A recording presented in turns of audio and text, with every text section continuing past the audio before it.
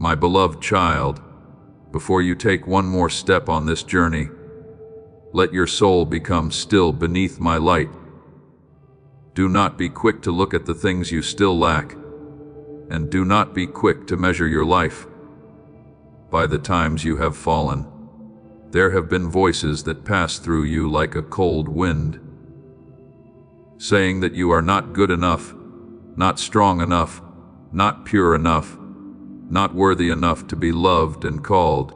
But my child, those voices do not sit upon the throne. They have no authority to define you. I am the one who knew you before you were formed. I am the one who saw you in the secret place and called you by a name no one can erase.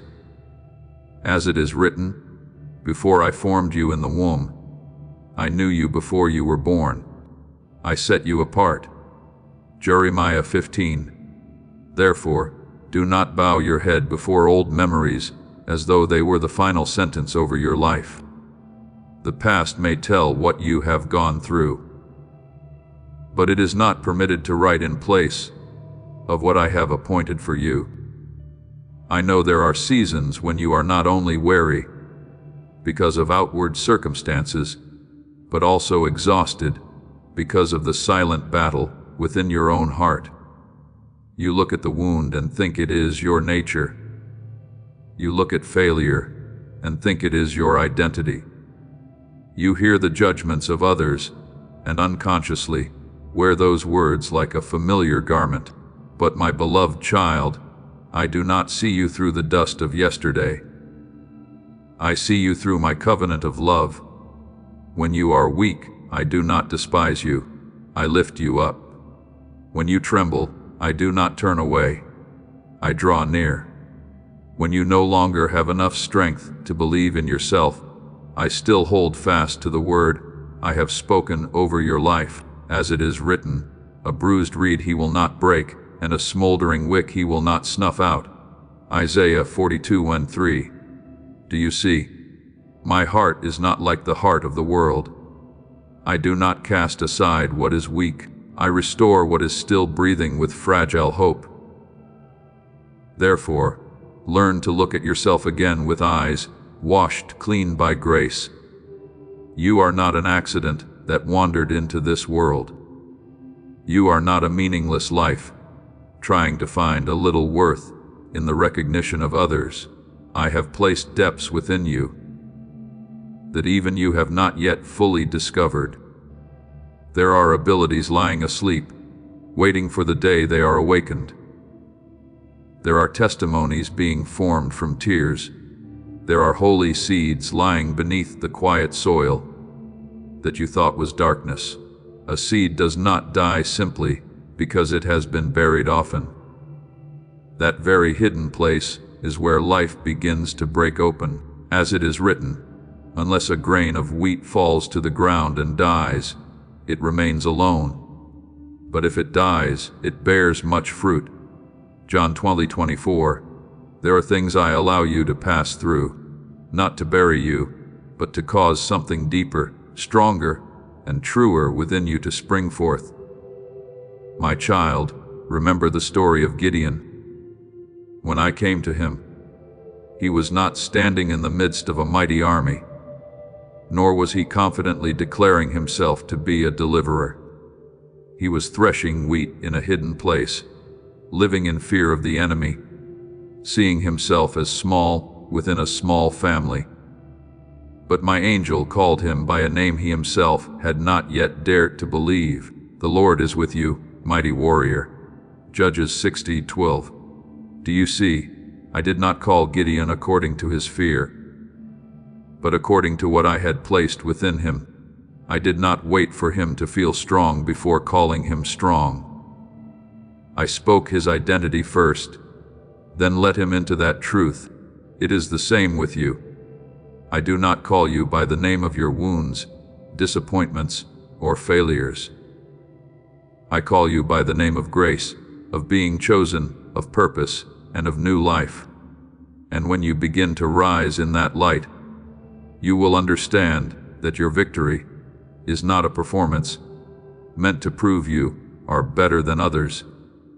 True victory does not begin with your own strength, but with my life working within you. There are days when you are still weak and yet choose what is right. That is victory. There are moments when you want to give up yet still whisper a small prayer to me. That is victory. There are temptations that pull you back toward the old path, but you stop, weep before me, and do not return to the darkness. That is victory.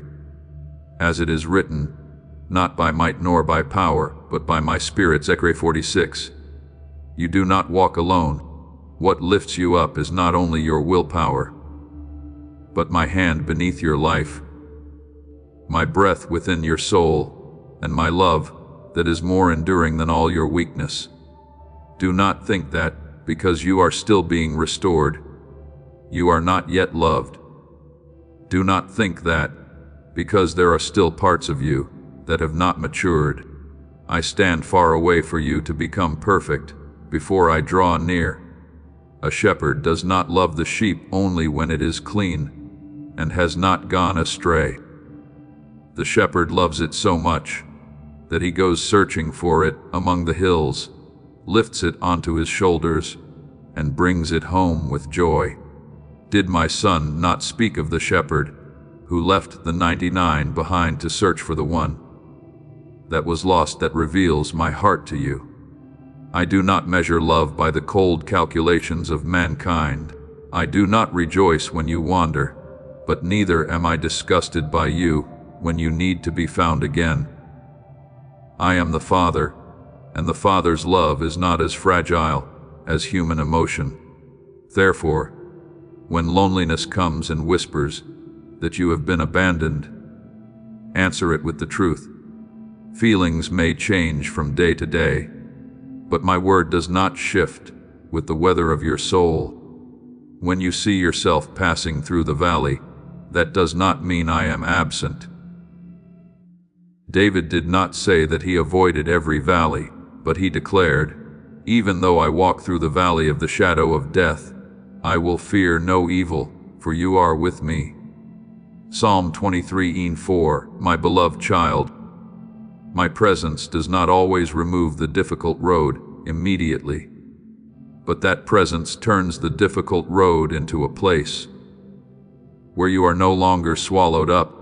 I am with you in the slow step, in the trembling breath, in the prayer that cannot form a complete sentence, in the nights when all you can do is remain silent and turn your heart toward me. Let this be anchored firmly within you. No word of condemnation is stronger than my forgiveness. No dark season is deeper than my light, and no distance is far enough that my love cannot reach it. The things that oppose you may wound you, but they cannot separate you from me. The things you lose may grieve you, but they cannot steal from you the spiritual portion I have placed within you. As it is written, I am convinced that neither death nor life, neither angels nor powers, neither the present nor the future, neither height nor depth will be able to separate us from the love of God. Romans 18:38-39. That word is not merely a beautiful saying, meant to comfort you for a passing moment. It is a wall around your soul, a mantle covering your trembling, an eternal seal upon the one who belongs to me. So today, rise not with pride but with faith. Keep walking not because you understand everything but because you know who is holding your hand. Stop asking the past for permission to live, for I have already given you new life. Stop waiting for people to confirm your worth, for I have already called you mine. Stop shrinking your soul to fit narrow words, for I created you for a purpose greater than fear. You are my beloved child, kept, guided, restored, and sent forth, and day by day as you remain in me, what I have placed within you will grow like the dawn. At first only a small streak of light, but then it will shine brighter until your heart understands that I was never mistaken when I chose you. never weary when I loved you, and never let go of the story I am writing by grace upon your life. My beloved child, do not look at this season of waiting as a meaningless gap between the promise and its fulfillment. There are things I do not only to give you an outward miracle, but to build within you a living sign, a breathing witness who knows how to love, how to rise after brokenness, and how to shine after long nights. You thought you were waiting for me to bring something to you, but I am doing something deeper. I am transforming you from within, so that your life may become an answer for other souls who are also trembling, also searching for the way, also needing to see that grace can still restore a human being. As it is written, you are the light of the world. A city set on a hill cannot be hidden. Matthew 5:14. That light is not outward perfection, but my life revealed through a heart that was once wounded, yet is no longer ruled by its wounds. Before you speak a word, I have already heard the sigh from the deepest place within you. Before you are brave enough to name your fear, I already know its shape. Not one of your tears falls without my seeing it, and not one small joy rises within you that I consider insignificant. I do not love you with a distant love like a star high in the heavens. I love you with the nearness of the one who knows every heartbeat, every thought, every crack in your soul that has not yet had time to heal. As it is written, you have kept count of my wanderings, put my tears in your bottle. Psalm 56:8. Do you see? Even the things you thought had dissolved into silence are kept by me. To me, your life is not a series of scattered details. It is a story I am writing with mercy, with patience, and with a holy intention that has never lost its way. Therefore, do not think that what you have gone through is only loss. There are wounds that, when placed in my hands, will no longer be places that imprison you, but doors through which mercy can flow. There are seasons when you thought you were merely trying to survive, but I was quietly teaching you compassion, endurance, discernment, and a kind of gentleness that those who have never been wounded can hardly understand. As it is written, God is the Father of mercies and the God of all comfort. He comforts us in all our troubles, so that we may also comfort others. 2 Corinthians 1:3-4. What I heal within you is not meant for you alone. One day the very place that once made you weep will become the place from which you know how to bend down and lift others with the same tenderness. I used to lift you among all the things I know about you. What I want you never to forget is what I have done for you. I did not merely stand far away and advise you to be strong.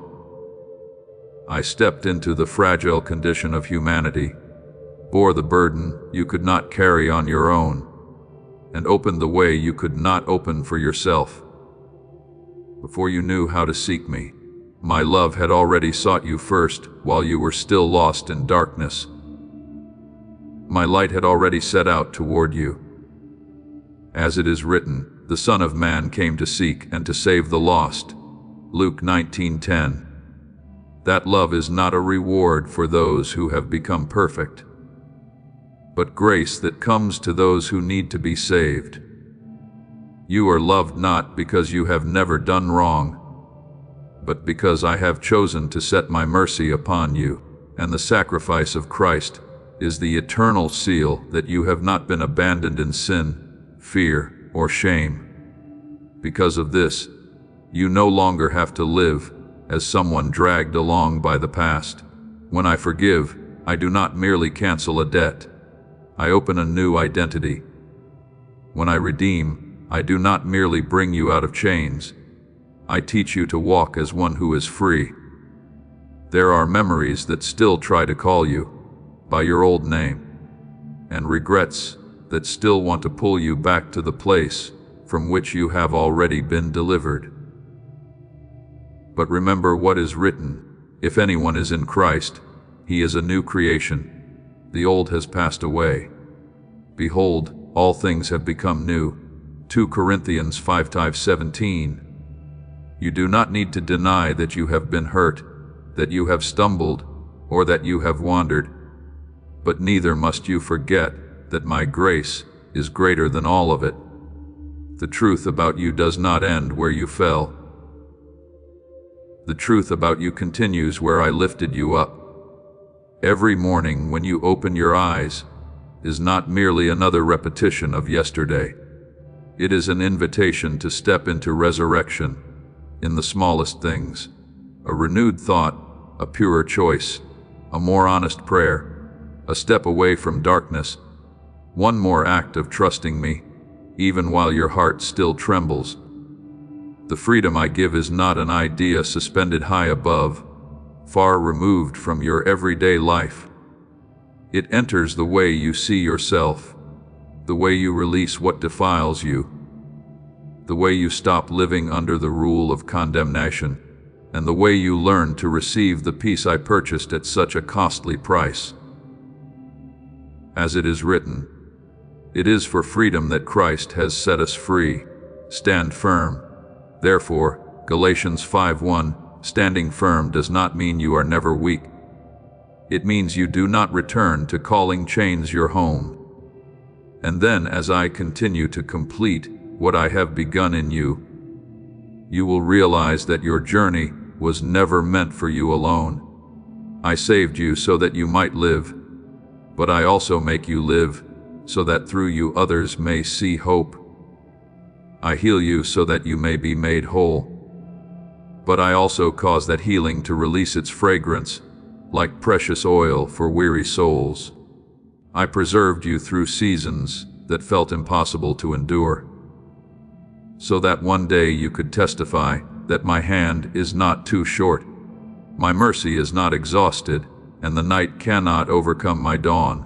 As it is written, he who began a good work in you will carry it on to completion until the day of Jesus Christ. Philippians 1:6. My beloved child, I am not finished with you. I am building you day by day without haste, without omission, without forgetting. Let me lead you through every step, every hour, every season.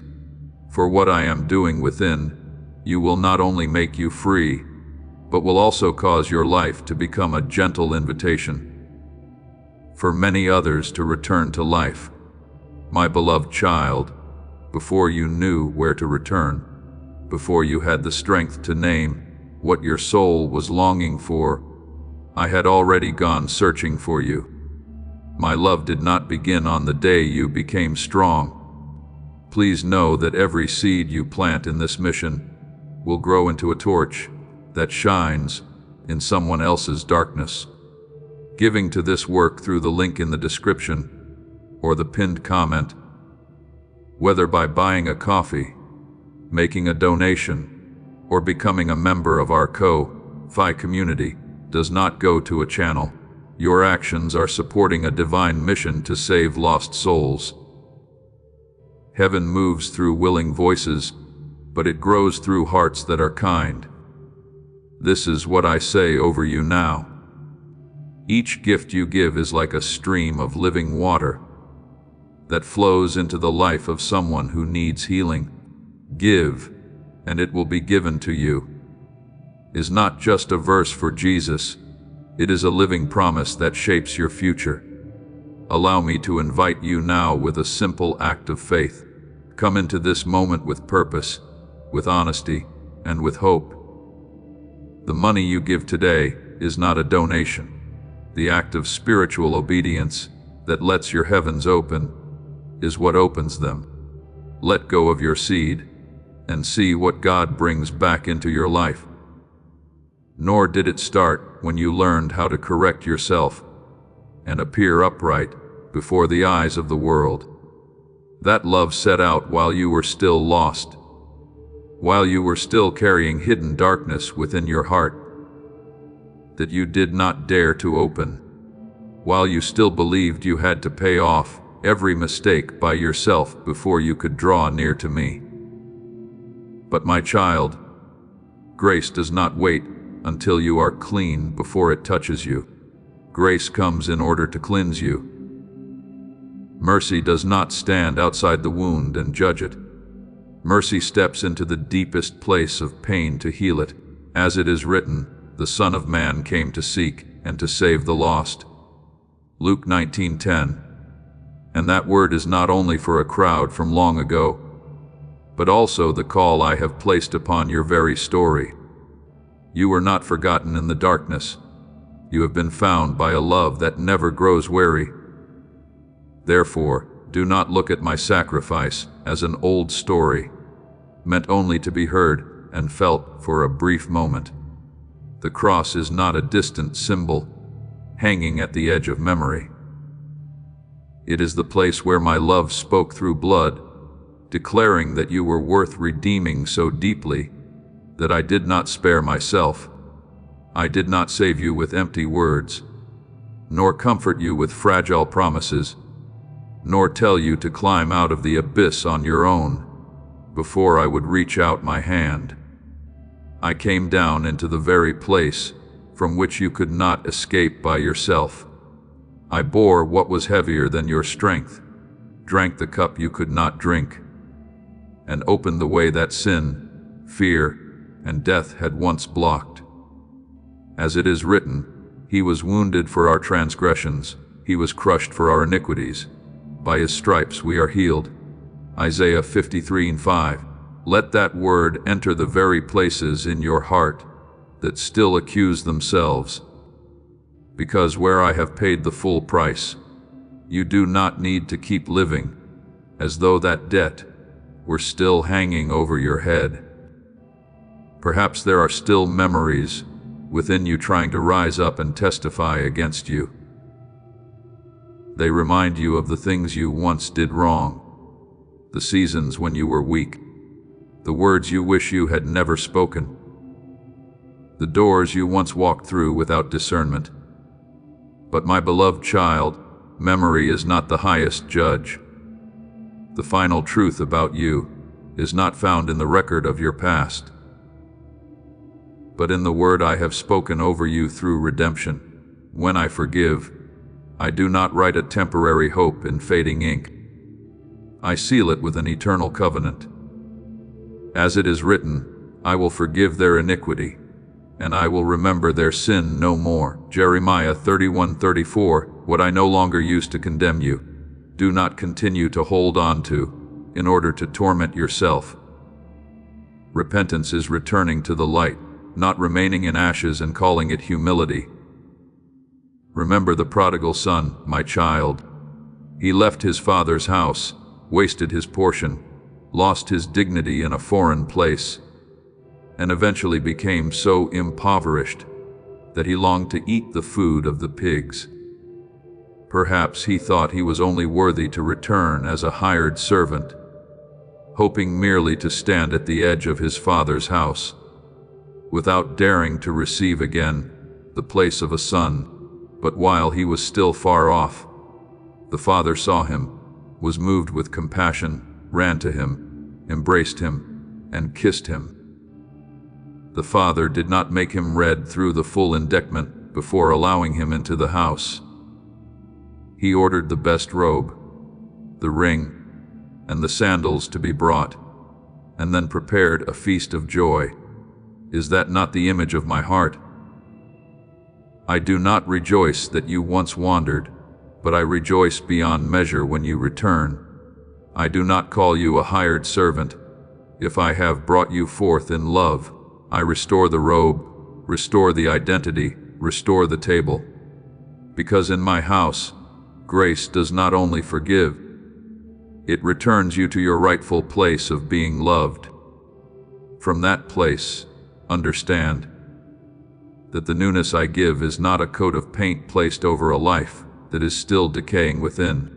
I do not merely cover old scars so that you may appear more acceptable before the world. I recreate you from the roots. I place within you a new heart, a new breath, a new ability to love what is pure. Choose what is righteous and step out of the cycles that once exhausted you. As it is written, I will give you a new heart and put a new spirit within you. Ezekiel 36. Arulu, that renewal may begin very quietly. One day when you no longer desire to return to the old place. One moment when you learn to pause before anger. One instant when you choose prayer instead of despair. One morning when you wake and realize you no longer want to live under the name of your wound. Do not despise small beginnings, for I often place the dawn within very slender rays of light, before the whole sky becomes bright. My beloved child, what once bound, you may have been accustomed to speaking loudly, but it no longer has the right to rule. Chains may leave marks for a time, but marks are not chains. There will be old habits that try to call you back, old fears that pretend to be truth, and words of condemnation that dress themselves in morality to make you believe you are not yet free, but stand in my word, for where the Spirit of the Lord is, there is freedom.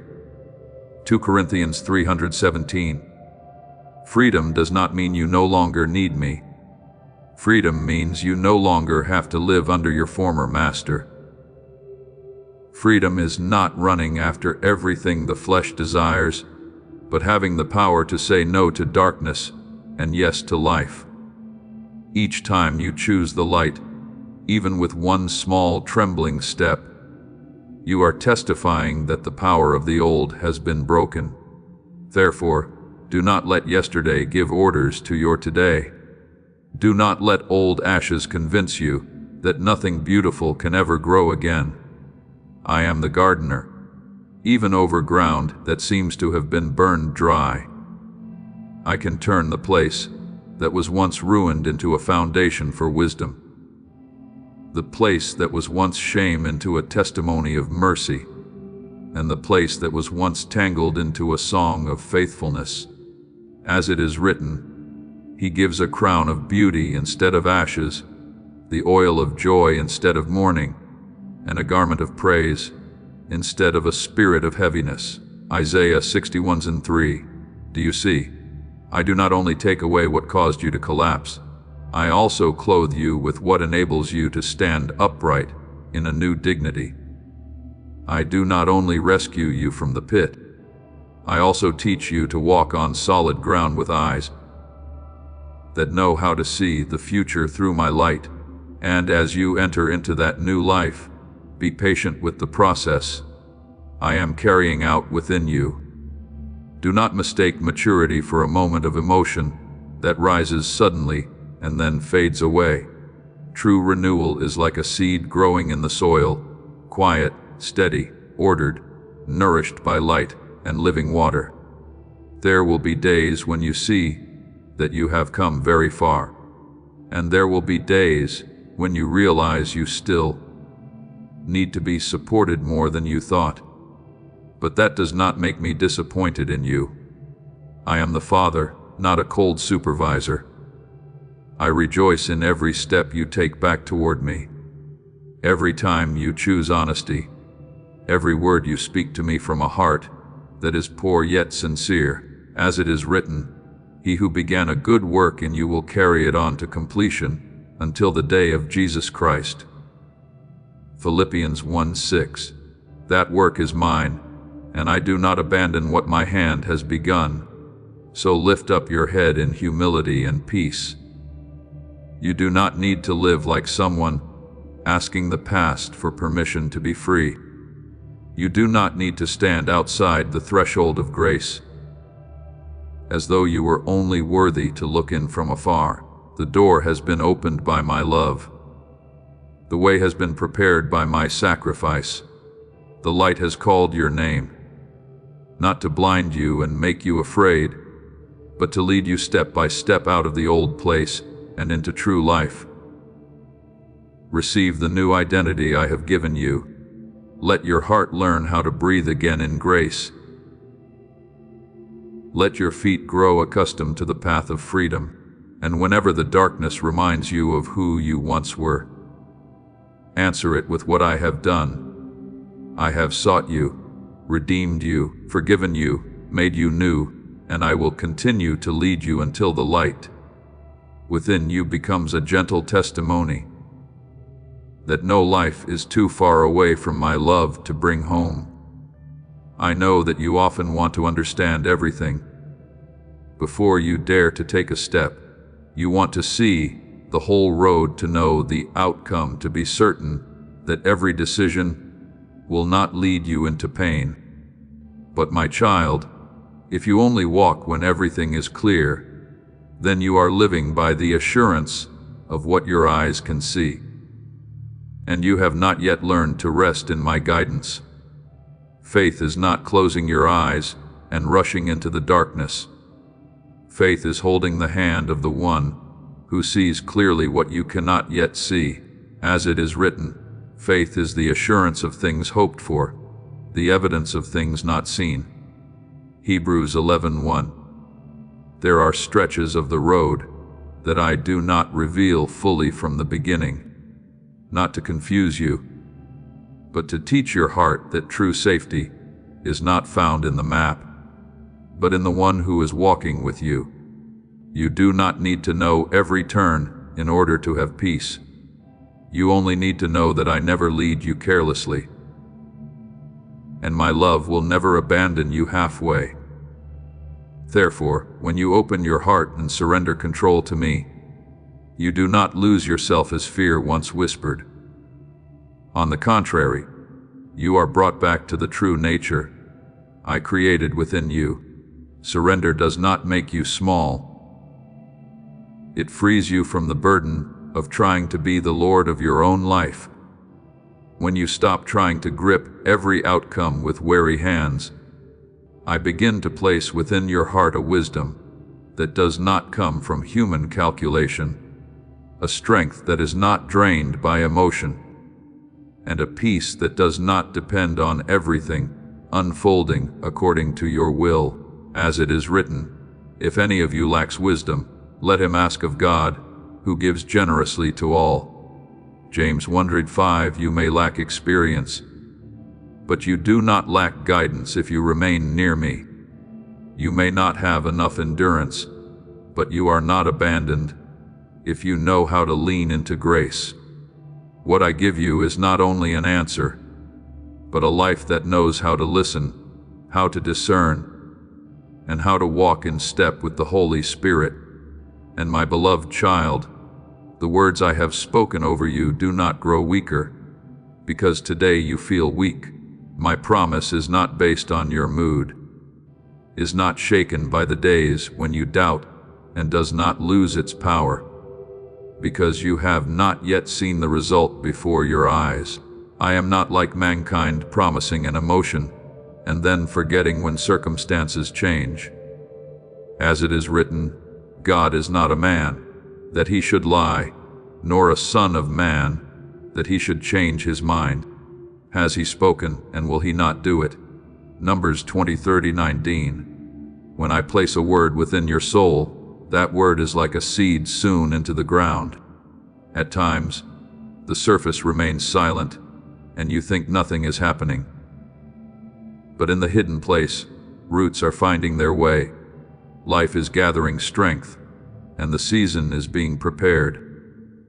Do not pull up what I have planted simply because you are impatient to see the fruit. Some promises need time to grow deep enough so that when they blossom, no wind can easily tear them down. Therefore, do not let old failures rise up like a wall blocking your path. What you call an interruption, I can turn into preparation. What you thought was a delay, I can use to deepen your roots. What you see as loss, I can transform into the birthplace of a wisdom no school could ever teach.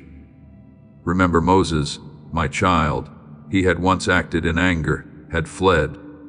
He had lived for many years in the wilderness, as though the dream of delivering his people had come to an end. But the wilderness was not the final period.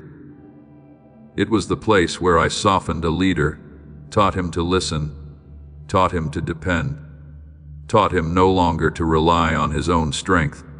At the appointed time, I appeared to him in the bush that burned and was not consumed, and I called him back to a mission greater than what he had once imagined. As it is written, I will be with you. Exodus 3:7-12. Do you see what made Moses able to go was not his self-confidence but my presence? It is the same with you. The past has no authority to declare that I am finished with you. Perhaps you are looking at the parts of your life that seem tangled and wondering how they could ever become something beautiful. But I am the one who can weave tangled threads into a garment of glory. I did not create betrayal in order to wound you, but I can make sure betrayal does not destroy your purpose. I do not rejoice in your tears, but I can turn those tears into water for the seeds of your future. Joseph passed through the pit, the house of slavery, false accusation, and the prison. Yet not one of those places was beyond my sight. When the time came, what seemed to bury him became the path that brought him into a position to save many lives. Therefore, do not be quick to draw conclusions about your life while the story is still being written by me. As it is written, all things work together for good to those who love God. Romans 8:28. All things does not mean all things are pleasant. It means nothing is permitted to stand outside the reach of my redeeming power in the seasons when you have not yet seen the result.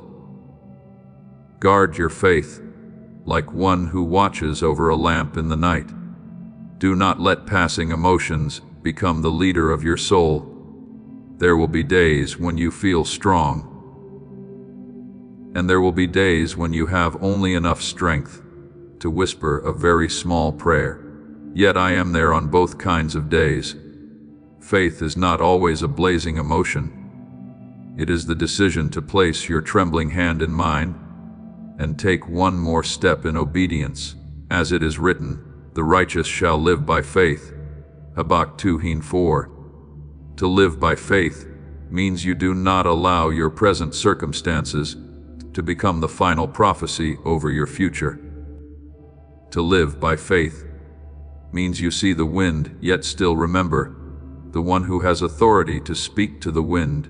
To live by faith means you do not understand everything, yet still say, Father, I trust you more than what I can explain.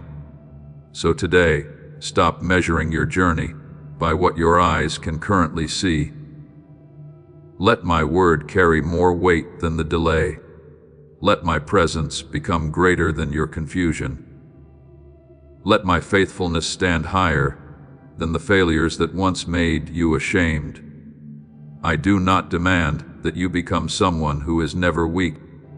I invite you to become someone who knows how to lean on me when weakness comes. I do not tell you to create light by yourself. I call you to walk in my light. I do not need you to understand everything before you obey. I only need you to trust that your Father is good. And when you trust in this way, each small step you take will be sanctified. Every season of waiting will be filled with meaning. And every crack will become a place through which light can pass. My beloved child, keep walking. I am leading you not only toward a better outcome, but toward a heart that is deeper, freer, and more steadfast in me. And what I have planted within you, in its proper season, will bloom into fruit beyond anything you once dared to ask or imagine.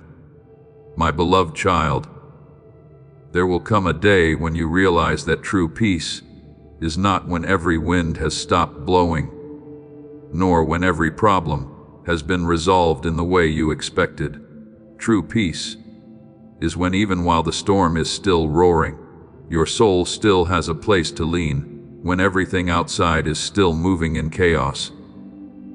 But within you, there is a holy quiet kept by me.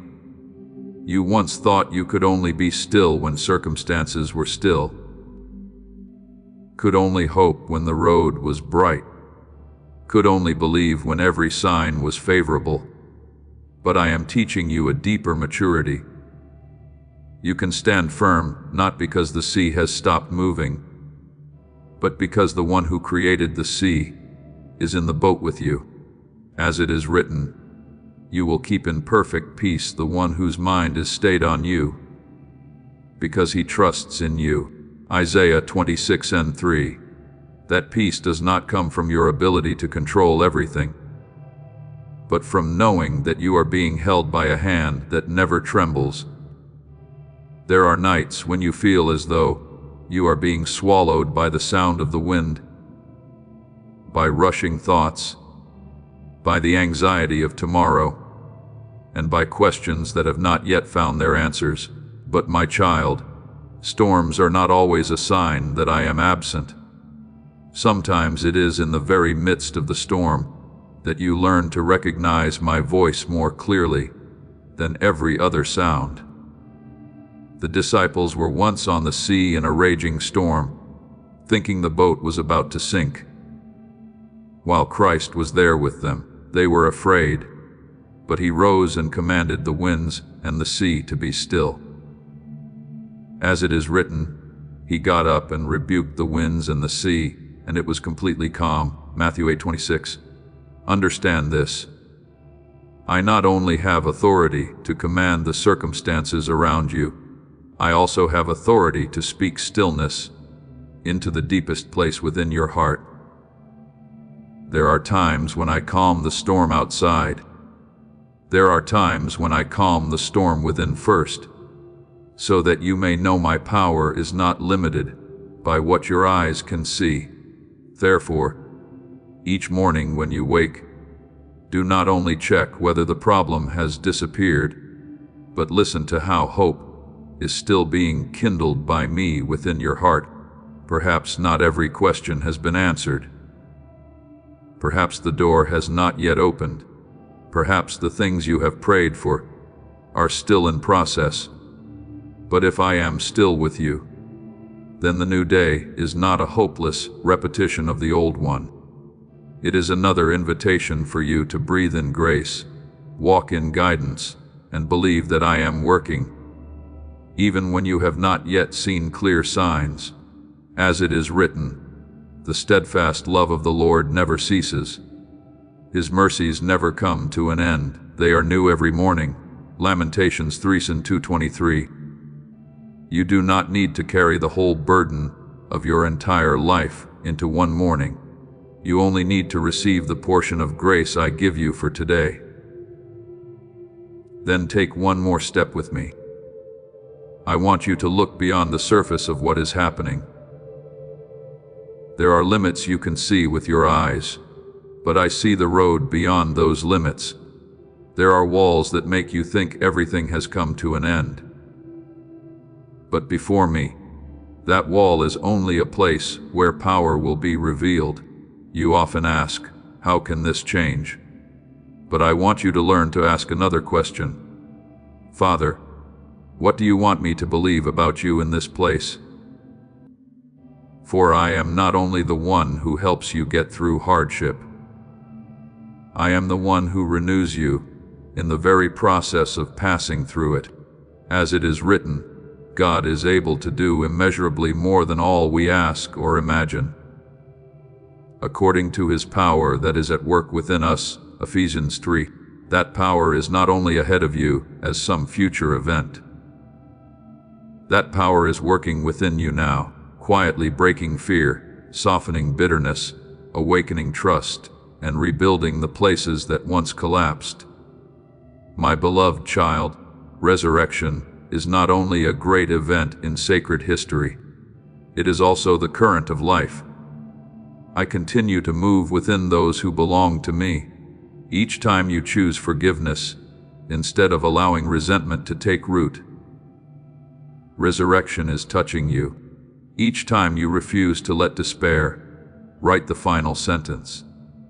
Resurrection is breathing within you. Each time you leave behind an old habit, an old word, an old way of reacting, and step into something purer, the power of resurrection is teaching you to live as one who has been set free. As it is written, if the Spirit of Him who raised Jesus from the dead dwells in you, He who raised Christ from the dead will also give life to your mortal bodies. Romans 8:11. You are no longer someone locked inside the tomb of the past. The stone has been rolled away. The light has called your name.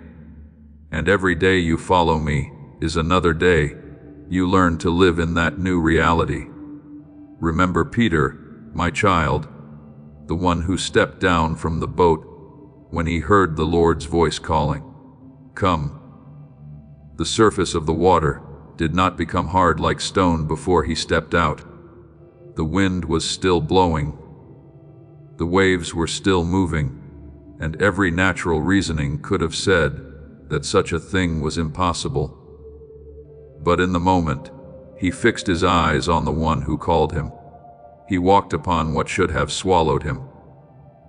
When he became afraid and began to sink, the hand of the Lord immediately took hold of him. That story does not only teach you about the boldness of faith, it also teaches you about my kindness when your faith trembles. As it is written, immediately Jesus reached out his hand and took hold of him. Matthew 14:31. Do you see? I do not wait until you have sunk deep before rebuking you. I reach out my hand. I lift you up. I teach you to look back at me. Therefore, do not be afraid to step simply, because you know you are still weak.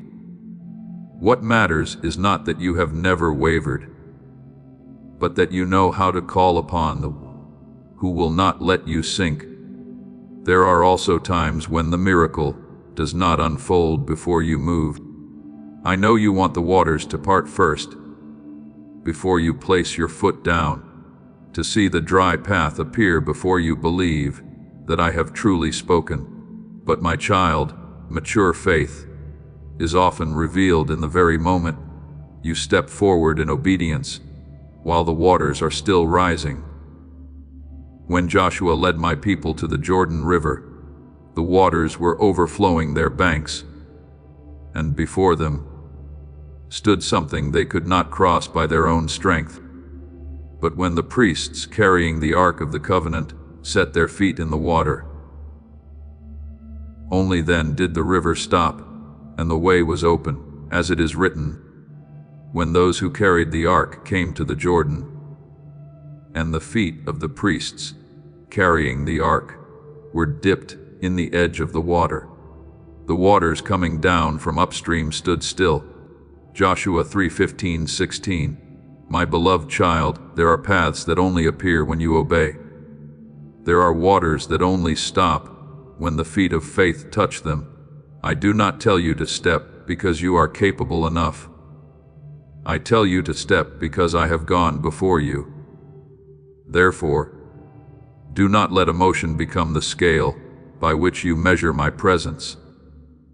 There will be days when you feel me near like breath, and there will be days when your heart feels so dry that even prayer becomes difficult. But my nearness is not determined by how strongly you can feel it.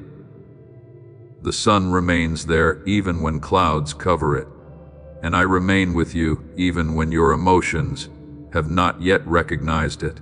As it is written, I will never leave you nor forsake you. Hebrews 13:5. Let that word stand firmer than your feelings. Let my covenant be stronger than the hours when your heart wavers. You do not need to create my presence through intense emotion. You only need to turn your heart back to what has always been true. I am here, I know you, I keep you, and I am leading you through even the places your natural eyes cannot read. My beloved child, it is time for you to stop seeing yourself as a shadow lost in an undefined crowd, as a soul drifting along with nameless events, as though your life were only a patchwork of chance, loss, and turns that no one can explain. Before you knew how to call me Father, I knew your name. Before you could understand your worth, I placed upon you a seal that marks you as mine. Your name has not been lost in the vast current of life, nor has it been erased by the seasons when you were weak. As it is written, I have engraved you on the palms of my hands. Isaiah 49:16. Do you see? I do not remember you with a passing thought. I hold you in the place nearest to my mercy. When the world calls you by what you lack, I call you by what I have placed within you. When the past calls you by your mistakes, I call you by grace. When fear calls you forgotten, I call you my beloved child. There are things you once did not understand. As this awakening grows inside you, know that helping with this mission is not a joke. It is a sign from God.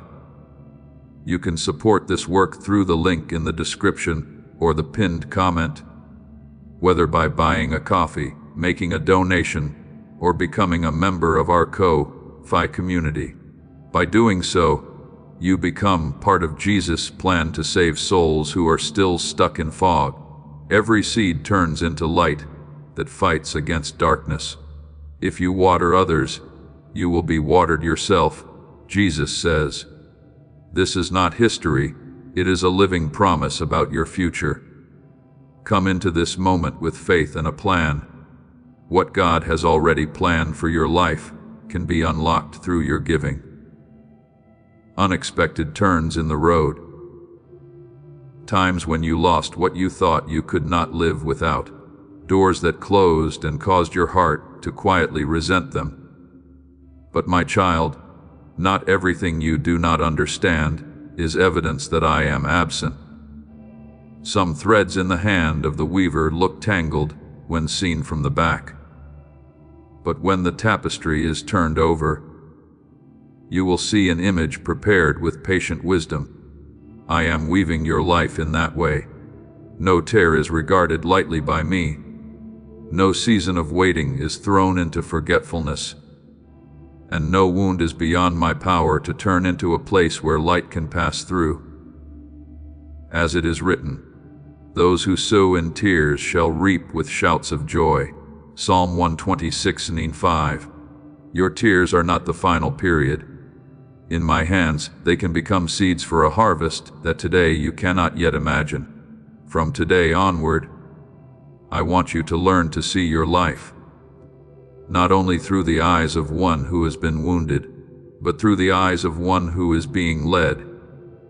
Your mind can analyze the small fragments, but faith helps you recognize my hand within the larger picture. You do not need to deny reality in order to have faith. You only need to refuse to let your present reality become the final limit of my power. As it is written, so we fix our eyes not on what is seen, but on what is unseen. For what is seen is temporary, but what is unseen is eternal. 2 Corinthians 4:18. There are movements I am making in the hidden place. There are doors that have not yet opened, not because I have forgotten, but because I am preparing both you and what lies beyond those doors. There are promises that seem to be asleep, but in truth, they are taking deeper root in the soil of my appointed time. My child, do not be quick to judge the journey by today's stretch of the road alone. There are small steps that heaven considers very great because they are taken in obedience. There are days when you do nothing visibly remarkable, yet you still do not return to the darkness. That is a step within my pathway. There are times when you stand before fear and still choose to pray. That is a seed of faith. There are seasons when you hear no applause, yet remain faithful in what I have entrusted to you. That is where the roots are deepened. As it is written, The Lord makes firm the steps of the righteous, and he delights in their way. Psalm 37:23. I do not only look at the destination. I am with you in every step, every quiet decision, every time you choose to believe when your eyes have not yet seen. And if there are moments when you feel as though you are walking alone, let this truth sustain your heart. I have never let go of your hand. There have been human hands that released you, relationships that promised to stay and then broke apart, places where you once found shelter that no longer had strength enough to cover you. But I am not like those things.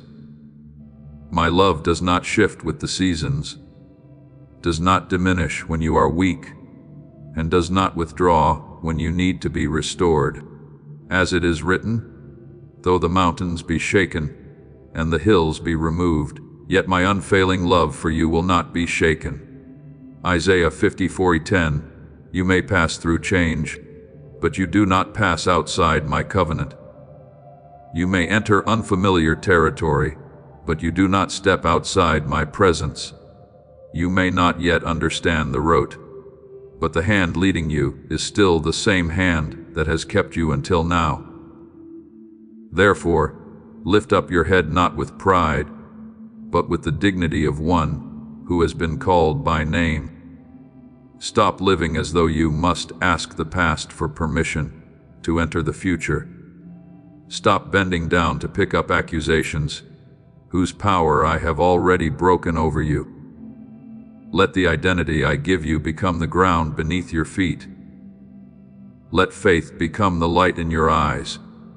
Let hope become the breath in every morning you wake. What I give you does not come from the temporary approval of people, so people cannot take it away. What I have sown within you does not die simply because winter lasts long, for every seed that belongs to me knows how to sprout in its appointed season.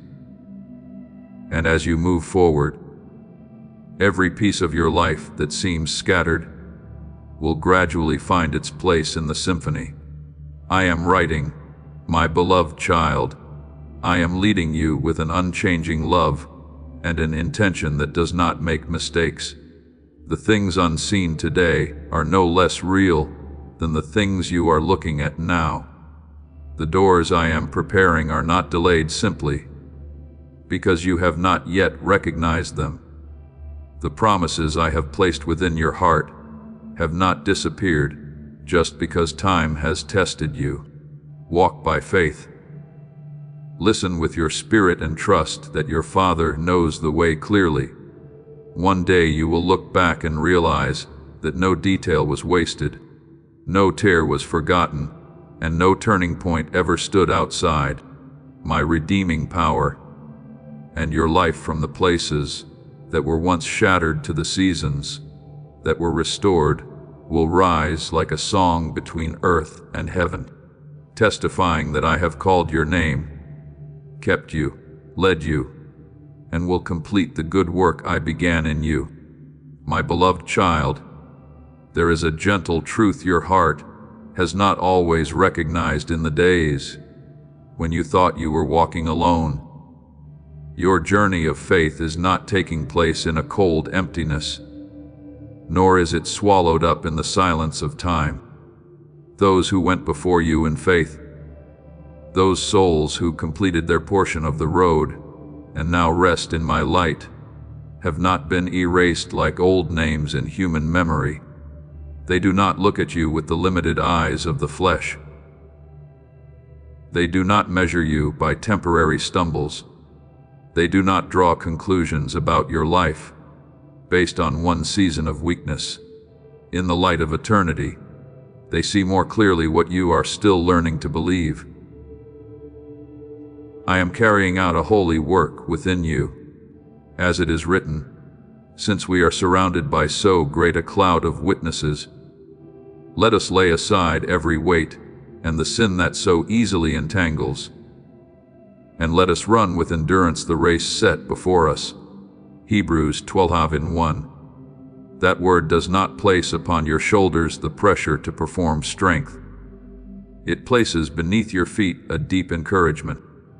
You are not the first to pass through the night, and you will not be the last whom I bring into the dawn.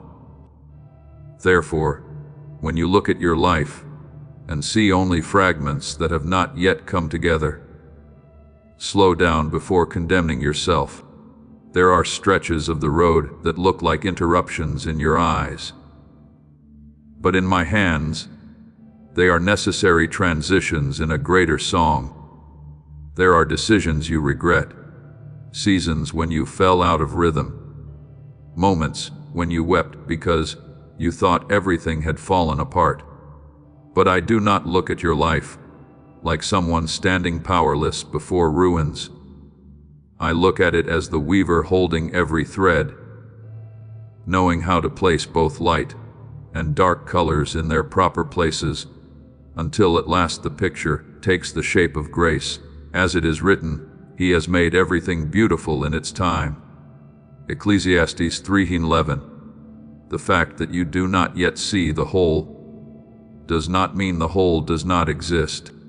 The fact that you do not understand one part does not mean that part is meaningless.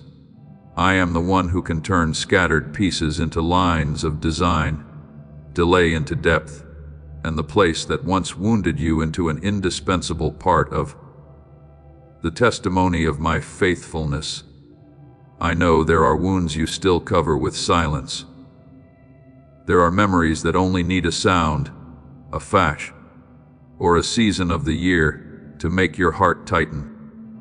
There are pains you do not fully speak to anyone, not because they are small, but because you have grown used to enduring quietly. But my beloved child, there is no dark place within you that I consider troublesome. I do not avoid what hurts you. I draw near to that place with the tenderness of a father, not to reopen the wound and make you hurt more, but to cleanse, bend up, and breathe new life into what once withered. As it is written, He heals the brokenhearted and binds up their wounds. Psalm 147:3. You are not someone wounded forever. You are someone being healed day by day. And what I heal within you will not only make your own heart lighter, it will make you a gentle refuge for others who once believed no one understood their pain. Remember Ruth, my child, the woman who walked out of a life full of loss, without knowing that each small step of faithfulness was being written into a great story of redemption. She had no status with which to secure her future, no power to change her circumstances, no map to show her that the field where she would glean grain would become the place where grace opened. She had only a loyal heart, a decision to stay, and the humility to follow what was right before her.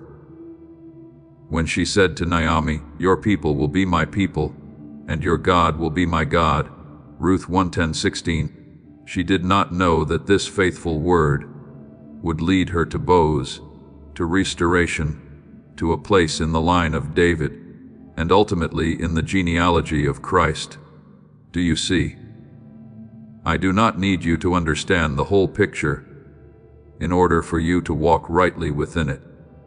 I only invite you to be faithful with today's step, because in my hands, one small step placed in faith can touch generations you have never met. Do not despise the things you call ordinary. Ruth was only gleaning grain, only doing what needed to be done to live through the day, only keeping kindness toward a grieving mother-in-law. Yet I place the heavenly within those very simple tasks. In the same way, there are things you are doing in secret that you think no one sees. A prayer in the night, a choice not to take revenge, a moment when you continue to love, though your heart is still hurting, a decision to live uprightly when there is no applause. I see them, and more than that, I am using them. As it is written, Whoever is faithful in very little is also faithful in much. Luke 16:10. Your life is not shaped only by radiant moments, but also by the quiet things offered to me with a pure heart. Do not think that only great doors belong to my plan. Sometimes I hide an entire season of restoration within a small field that you enter through obedience. My beloved child, those who went before you in faith also had to wrestle with fear, waiting, loss, and unanswered questions. Abraham left his country without yet seeing the fullness of the inheritance. Moses stood before the great sea, while the enemy was behind him. David was anointed yet still passed through caves and pursuit. Mary carried the promise in a humble condition that many people did not understand. They were not sustained because the journey was easy, but because I am faithful as it is written, Jesus Christ is the same yesterday, today, and forever. Hebrews 13:8. The one who kept them is also keeping you. The one who made a way through the sea, opened life in a barren womb, and lifted the forgotten one in prison to the right position at the appointed time, is the same one who is continuing to write your story today. Therefore, do not let shame convince you that you no longer have a place in the sacred story. Do not let wounds make you identify yourself as a ruined house that can never be rebuilt. I do not only restore what still appears intact. I am the one who makes new even the places that have been broken. I do not see you as a damaged draft, but as a song being tuned, so it may rise in the true melody of grace. As it is written, I will restore to you the years that the locust has eaten. Joel 20:25. What you have lost does not exceed my power to restore. The years you thought had passed in vain can still be redeemed by me through greater depth, greater mercy, greater wisdom, and a heart that knows how to lift others more tenderly than before. From the place where I reign, I do not only see the you of today. I see you in the completion toward which my love is leading you. I do not see you as someone forever defined by wounds, but as one who will carry healing oil. I do not see you as someone who merely survived pain, but as one who will come forth with a gentle yet powerful voice, able to say to others, I have been kept, and so you too can hope. As it is written, He comforts us in all our troubles, so that we can comfort others in any trouble. 2 Corinthians 1:4. That is how I turn the traces of suffering into a flow of mercy, not by denying that you were ever hurt, but by causing the pain no longer to rule over you, and instead to be placed under the light of redemption. So continue to run your race with endurance. Do not run by comparison, because your path was not written according to the rhythm of another person's steps. Do not run under the pressure to prove yourself, because I called your name before you had anything to present. Do not run out of fear of being left behind, because my hand does not let go of those who belong to me. Run with your eyes fixed on Christ, the author and finisher of faith. Hebrews 12:2. When you look at yourself too long, you will see what is lacking. When you look at your circumstances too long, you will see the waves. But when you look at me, you will remember that grace began this journey. Grace is sustaining every step, and grace will bring you to the place I have appointed. My beloved child, the fragments of your life are not outside my hand.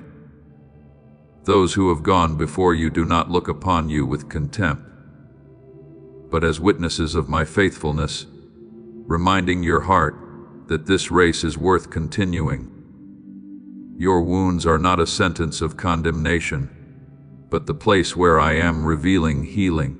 Your small faithful steps are not small in my kingdom. Let your heart rest in this. I am weaving healing, leading, and restoring. And one day, when you look back from a clearer light, you will see that even the darker threads did not ruin the picture. They only made the radiance of my grace stand out more brightly, so that your life may become a living testimony that my love does not waste tears, does not forget the brokenhearted, and never stops halfway through the work I have begun. My beloved child, I have heard your name lifted up in a place deeper than every sound of the world, and I have not been silent. There have been times when you thought your prayer dissolved into emptiness, when you thought your sigh could not touch the heights of heaven, when you thought your name was lost among countless other stories unfolding beneath the sun. But my child, nothing that belongs to you is lost before me. I know your name, not as the world remembers a sound, but as a father knows his child, with a love that existed before the beginning. As it is written, the Lord knows the way of the righteous. Psalm 16. I know the road you walk, the places where you stopped because you were weary, the places where you once fell, and even the stretches where you kept trying to move forward, though your heart was nearly breaking, and because I know I am acting not noisily in the way you often expect, but steadily, precisely, and sacredly, setting back in place what was misaligned, gathering every detail into its rightful place, and quietly preparing each season for the completion my love has appointed from my eternal light. I do not only see you in the present moment, while you are still wrestling with things that have not yet become clear. I see the whole journey from the days when you did not understand why you had to pass through certain valleys to the seasons when you will stand in a maturity you cannot yet imagine today. You often see yourself through one failed day, one weary week, one decision you regret, one stretch of road that makes you think you have fallen behind everyone else. But I see you within the wider current of grace.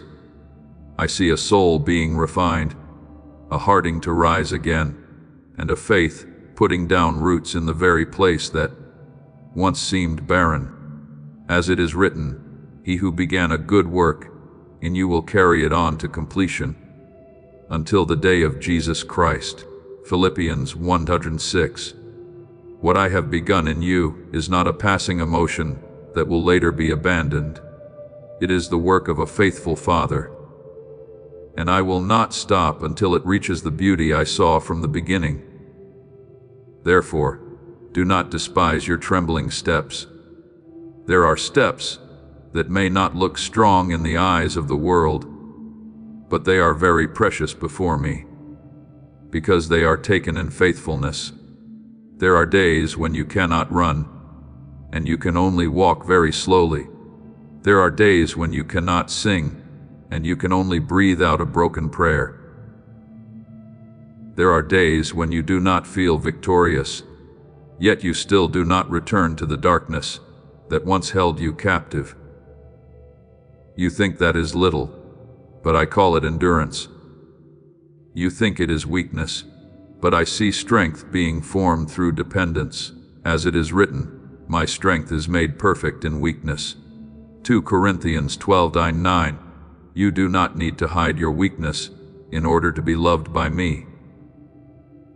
Bring it to me so that my power may cover it, my grace may lift you up, and you may understand that the one kept by me is not the one who has never trembled, but the one who knows how to place their trembling into the Father's hands. I see the times you stumbled, yet refused to remain in the dust.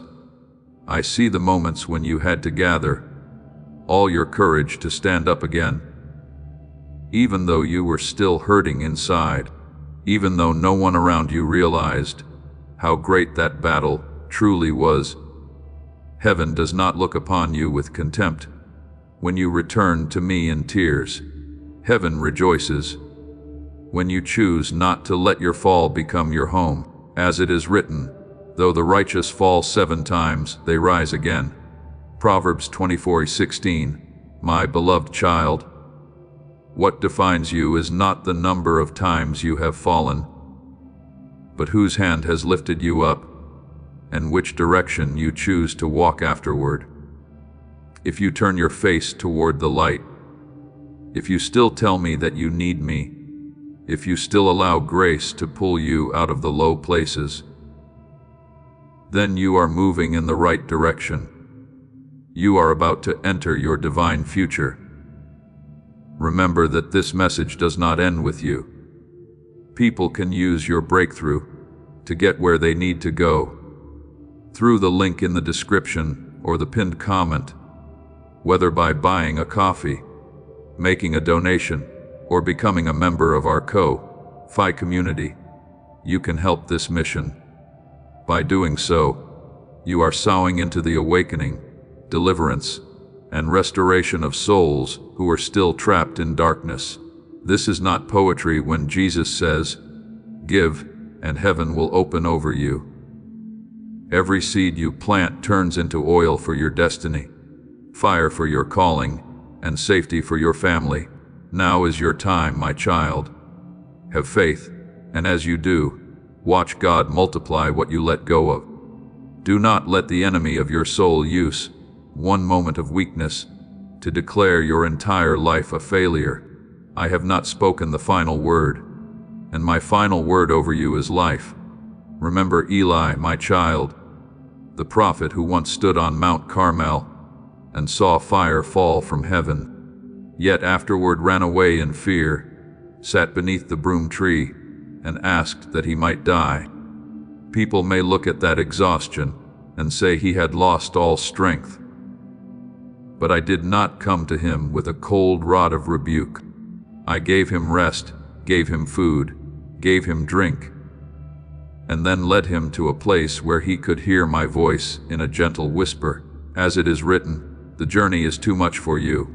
1 Kings 19:7. Do you see? I know when you need correction, but I also know when you need nourishment. I do not mistake exhaustion for rebellion. I do not break you when you have become weary. I draw near to restore you, to remind you that the journey is not over, and that there is still a portion of work, a portion of grace, and a portion of future I have placed before you.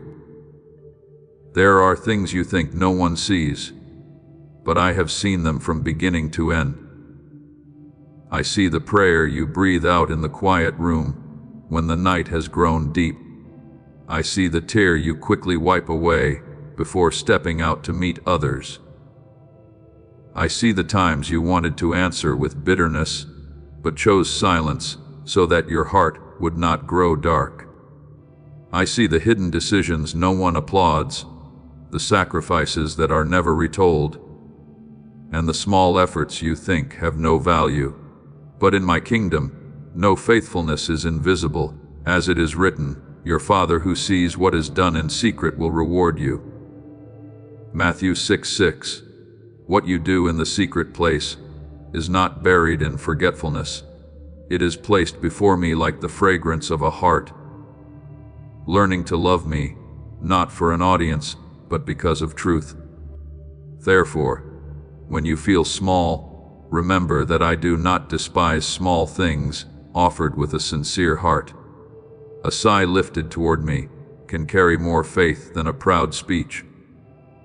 One righteous choice in the darkness can shine brighter than great works done to be seen. One tear of repentance can be more precious than long words of self-defense. As it is written, the sacrifices of God are a broken spirit, a broken and contrite heart. O God, you will not despise. Psalm 51:17. My beloved child, I do not need you to build a perfect image before me. I desire a true heart, and when you bring me a true heart, even if it is still broken, I can do within it what pretense will never receive. I am acting in places you have not yet seen. There are arrangements quietly taking shape behind the curtain, people being prepared, doors being guarded for the right time, and promises growing in the soil of waiting. You may think everything is standing still, but a seed does not stop living simply because you have not yet seen the sprout break through. As it is written, the kingdom of God is like a man who scatters seed on the ground. Night and day, whether he sleeps or rises, the seed sprouts and grows, though he does not know how. Mark 4:26-27. I do not need your anxiety in order to fulfill my purpose. I invite you to trust, to guard your heart, to follow what I revealed today, and to leave what belongs to me in my hands. There will be times when you ask, Father, when will this be complete? And I answer you with peace, not pressure. I am not hurried by your impatience, but neither am I delayed by your fear. I am on time in the right way and in the right order. As it is written, the vision awaits its appointed time. It hastens to the end and will not lie. Though it delays, wait for it. It will surely come. Habakkuk 2:3. Waiting in my hands is not abandonment. It is the place where I deepen roots, purify motives, strengthen faith, and enlarge the heart, so that when what I give arrives, you can carry it with maturity and not be led astray by it. Therefore, my beloved child, rise once more. But do not rise like someone who must prove they are not weak. Rise as one who knows they are being lifted. Keep walking, not because you already possess all the strength, but because my grace is sufficient for the next step.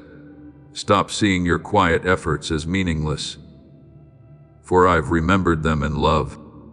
Stop thinking that heaven only rejoices when you accomplish something great, because each time you return, each time you choose the light, each time you refuse to remain in the dust, my heart rejoices over you. I have heard your name. I have seen your tears.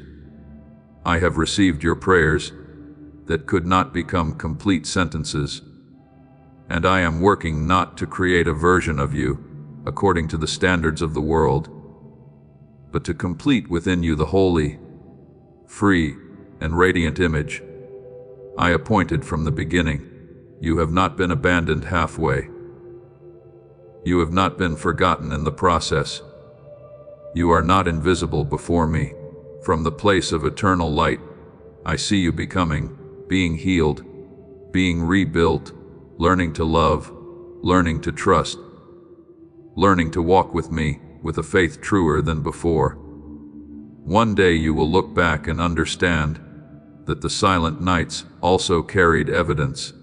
The tears also had a harvest, and the times you rose again were also part of the glory. And when what I began in you is completed in my love, you will know that I was never silent in indifference. I was silent like the craftsman working deeply, like the Father preparing what is good, like the faithful one weaving every small detail into a great song of grace, so that your life may become a testimony that I hear, I see, I keep, and I complete everything that belongs to you in my light. My beloved child, there are days when you think you are only tired, only in need of rest, only passing through an ordinary quiet season like everyone else. But I know the deeper thing that is moving within you. It is not merely that your body is exhausted, nor merely that your mind is too full of the cares of this life. It is that your soul is beginning to realize it was not created to live within a form too small for the calling I have placed inside it. You may learn how to reassure yourself. You may tell yourself that everything will be all right. You may smile before others as though nothing within you is fractured. But in the deepest hidden place, you still hear a quiet call. That call does not come to condemn you, but to awaken you. As I spoke through the prophet Isaiah, I have called you by your name. Jeremiah 43:1. When a soul that belongs to me tries to live as though it belongs only to the standards of the world, it cannot fully rest because the imprint of heaven still remains within it. I do not blame you for the times you have withdrawn into yourself. I understand the seasons that taught you how to protect yourself, the wounds that made you afraid to reveal what is true, the disappointments that made you think it would be better not to hope too much. But my beloved child, do not confuse self-protection with peace, and do not call the numbness in your heart maturity. There is a calm that comes from faith, but there is also a silence that comes when the soul has grown too weary to speak. I am drawing near to you in that very place, not to break you, but to gently touch the parts you have hidden away for too long. A bruised reed he will not break, and a smoldering wick he will not quench. Isaiah 4:2-3. Do you see? I do not treat your tenderness as something shameful. I see in it a place that needs to be healed, upheld, and made bright again by my love. Perhaps you have lived many days like a lamp covered over, still carrying light, but not daring to shine, still carrying fire, but pressed beneath layers of fear, obligation, and compromise. You thought you were keeping yourself safe, but in truth, your soul has been aching because it has not been allowed to live according to what I have sown within it. I said, you are the light of the world, nor do they light a lamp and put it under a basket, but on a lampstand, and it gives light to all who are in the house. Matthew 5:4-15. The light within you is not arrogance, not a craving for attention, not the noise of the ego. That light is the life I placed in you, so that you may love more purely, walk more courageously, speak the truth more gently, and become a witness that grace can make a weary soul radiant again. Remember Jonah, my beloved child. He heard my voice calling him, but because of fear, resistance, and an unwillingness to step into what was beyond his own will, he went down into a ship to flee from my presence. But the more he ran, the farther down he went, down to Joppa, down into the ship, down into the depths of the sea, and then down into the belly of the fish. That is the image of a soul trying to move against the holy calling within it. I did not abandon Jonah in that deep place, even in the belly of the fish, where it seemed like the end. Prayer rose up, and I opened a way for him to return. So it is with you. The seasons when you thought you had been swallowed by silence, by wrong choices, by delay, or by fear are not necessarily the final sentence. Often they are the very place where I awaken you and remind you that you were not created to run from the light, but to walk with me in that light. Therefore, do not regard the deep unease within you as an enemy. There are kinds of unrest that are the alarm bells of the soul, reminding you that you are living far from the true spring of water. When you try to fill the emptiness with busyness, with achievements, with praise, with connections that do not nourish life, that emptiness remains not to torment you, but to guide you back. As it is written, my soul thirsts for God, for the living God. Psalm 42:2. You cannot satisfy a spiritual thirst with things that only touch the surface. I do not want you to merely appear all right. I want you to be truly restored. I do not want you to merely survive each day. I want you to live in fullness, in uprightness, in the freedom of one who knows they are loved and called. I do not look at you as the world looks, The world looks at appearance, results, speed, prominence, and the things you can prove. But I look into your heart, where there are tears no one has known, prayers that were never formed into words, and the times you wanted to give up, but still tried to take one more step. When Samuel looked at the sons of Jesse, he thought the tall, strong, impressive one must surely be the chosen one. But I said, man looks at the outward appearance, but the Lord looks at the heart. 1 Samuel 16:7.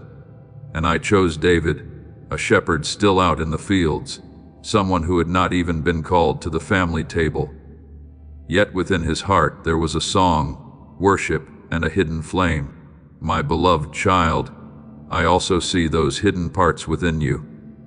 I see what others overlook. I see the light that has not yet been named.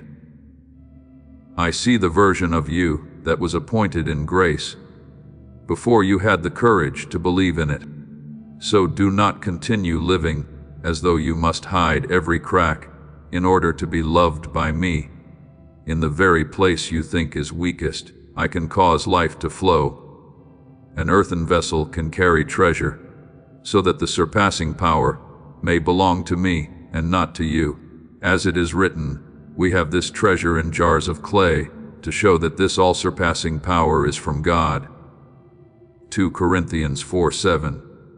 You do not need to become perfect before I can use you. You need to let me enter the places you have locked away. You need to allow my light to shine through the cracks you once felt ashamed of.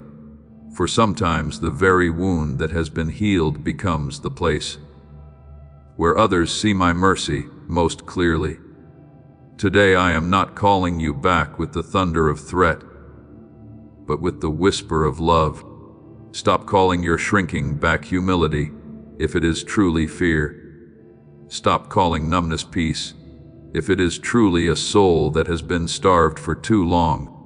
Let me rekindle within you a pure longing, a gentle courage, and the faith that you can still live differently, brighter, truer, freer. Arise, shine, for your light has come, and the glory of the Lord is risen upon you. Isaiah 60:1. I am not telling you to rise, so you can prove that you are strong. I am telling you to rise, because I am lifting you. I am not calling you out of darkness, so you may be exposed in shame, but so you may step into the place where love heals everything that was once hidden, sets it in order again, and turns it into light. For you are my child, not a soul forgotten in the empty spaces of your life. What you are feeling is not a sign that you have lost the way, but a sign that I am calling you back to the true path. That dissonance will no longer rule over you when you allow your heart to be brought back into my rhythm.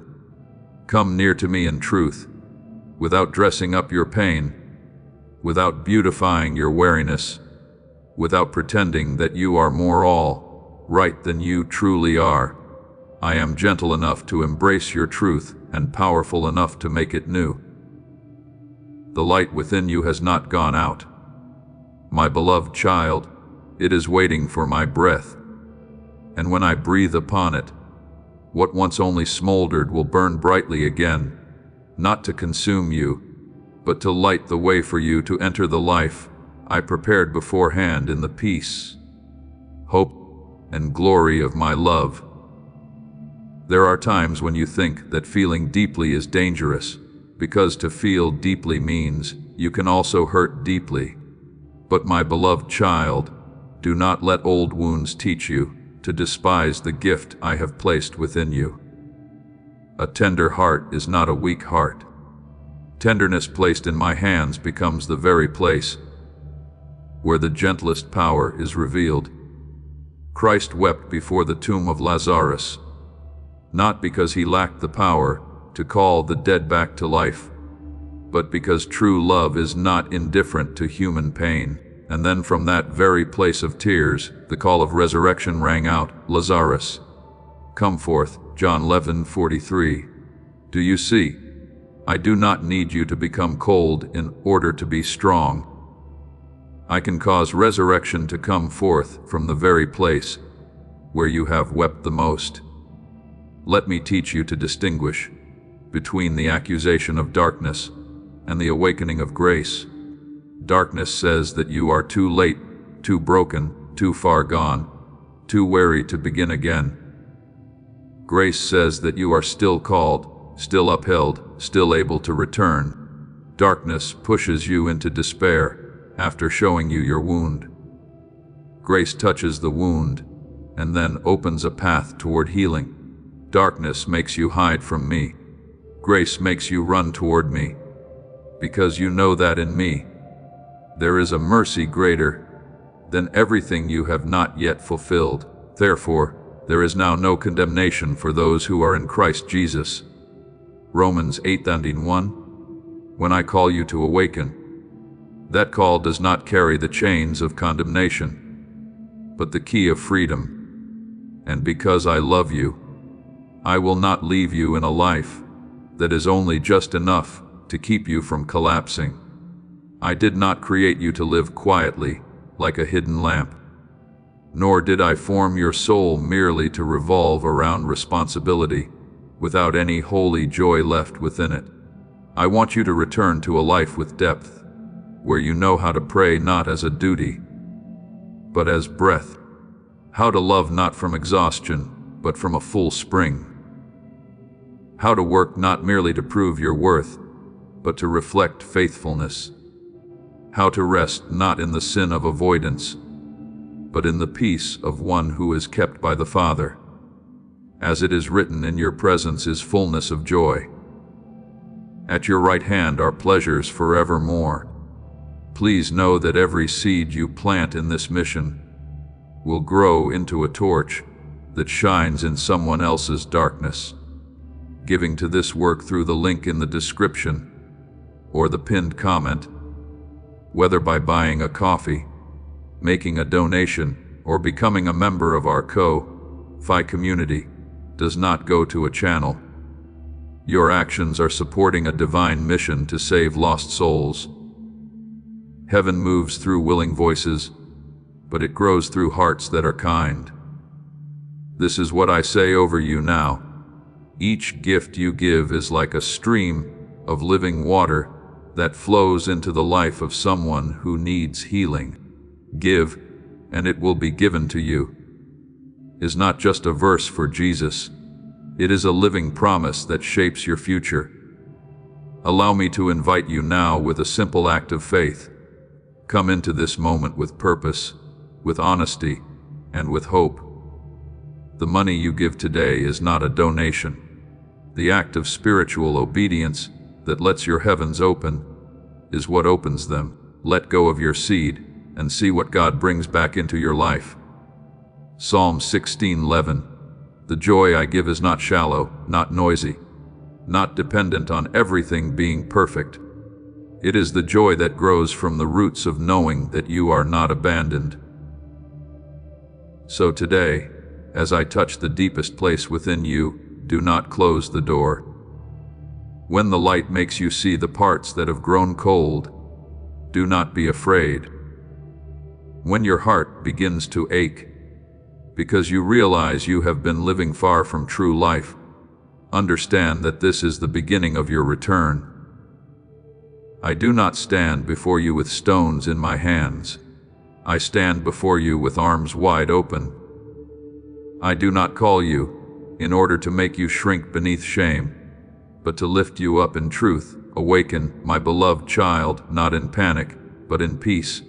Rise, not by your own strength, but by the grace that is holding you from within. Let Christ shine upon the places you have left in darkness for far too long, and you will see what I am awakening is not the old pain, but the new life waiting to burn brightly. You were not created merely to exist. You were created to live abundantly in me, to become tender without being weak, strong without becoming hardened, humble yet still radiant. and free in my love that never lets go. My beloved child, there is a truth I want to place deep within your heart today. You have not disappeared in the seasons when you thought you had lost yourself. You have not been destroyed by the days of weakness, have not been defined by the times you wandered, have not been erased from what I wrote in love from the beginning. Even when you bowed your head, even when you took the wrong path, even when you allowed fear to lead you into narrow places of darkness, I still saw you there, not as a lost soul, but as a child being called home. The beautiful things I placed within you have not died. Your tenderness has not gone out. The light within you has not been swallowed by darkness. The purity, the hope, the capacity to love, and the holy calling within you are only lying beneath layers of wounded dust, waiting for my hand to brush them clean and awaken them again. As it is written, though the righteous fall 7 times, they will rise again. Proverbs 24:16. Do you see? I did not say that the righteous never fall. I said they are not left in the fall. What defines you is not that you have never stumbled, but that grace still lifts you each time. You thought you had no strength left to stand. Perhaps you once believed that after a certain number of failures, you would no longer be whole. After a certain number of delays, you would no longer be worthy. After certain seasons of silence, I would stop calling your name. But my beloved child, I do not love you with a love as fragile as the human heart. I do not withdraw my promise simply because you have days of weakness. I do not close the door simply because you once stood outside for too long. I am the one who said, I have loved you with an everlasting love. Therefore I have drawn you with loving kindness. Jeremiah 31:3. It is that very loving kindness that is drawing you not with chains of fear, but with the gentle cords of life. When you feel within your heart a stirring to return to rise, to face the truth, do not think it is the voice of condemnation. It is the voice of the Father calling you from far away back to the table. It is the sign that you still belong to me, that your soul still recognizes the sound of its origin. I saw the moment you stopped running.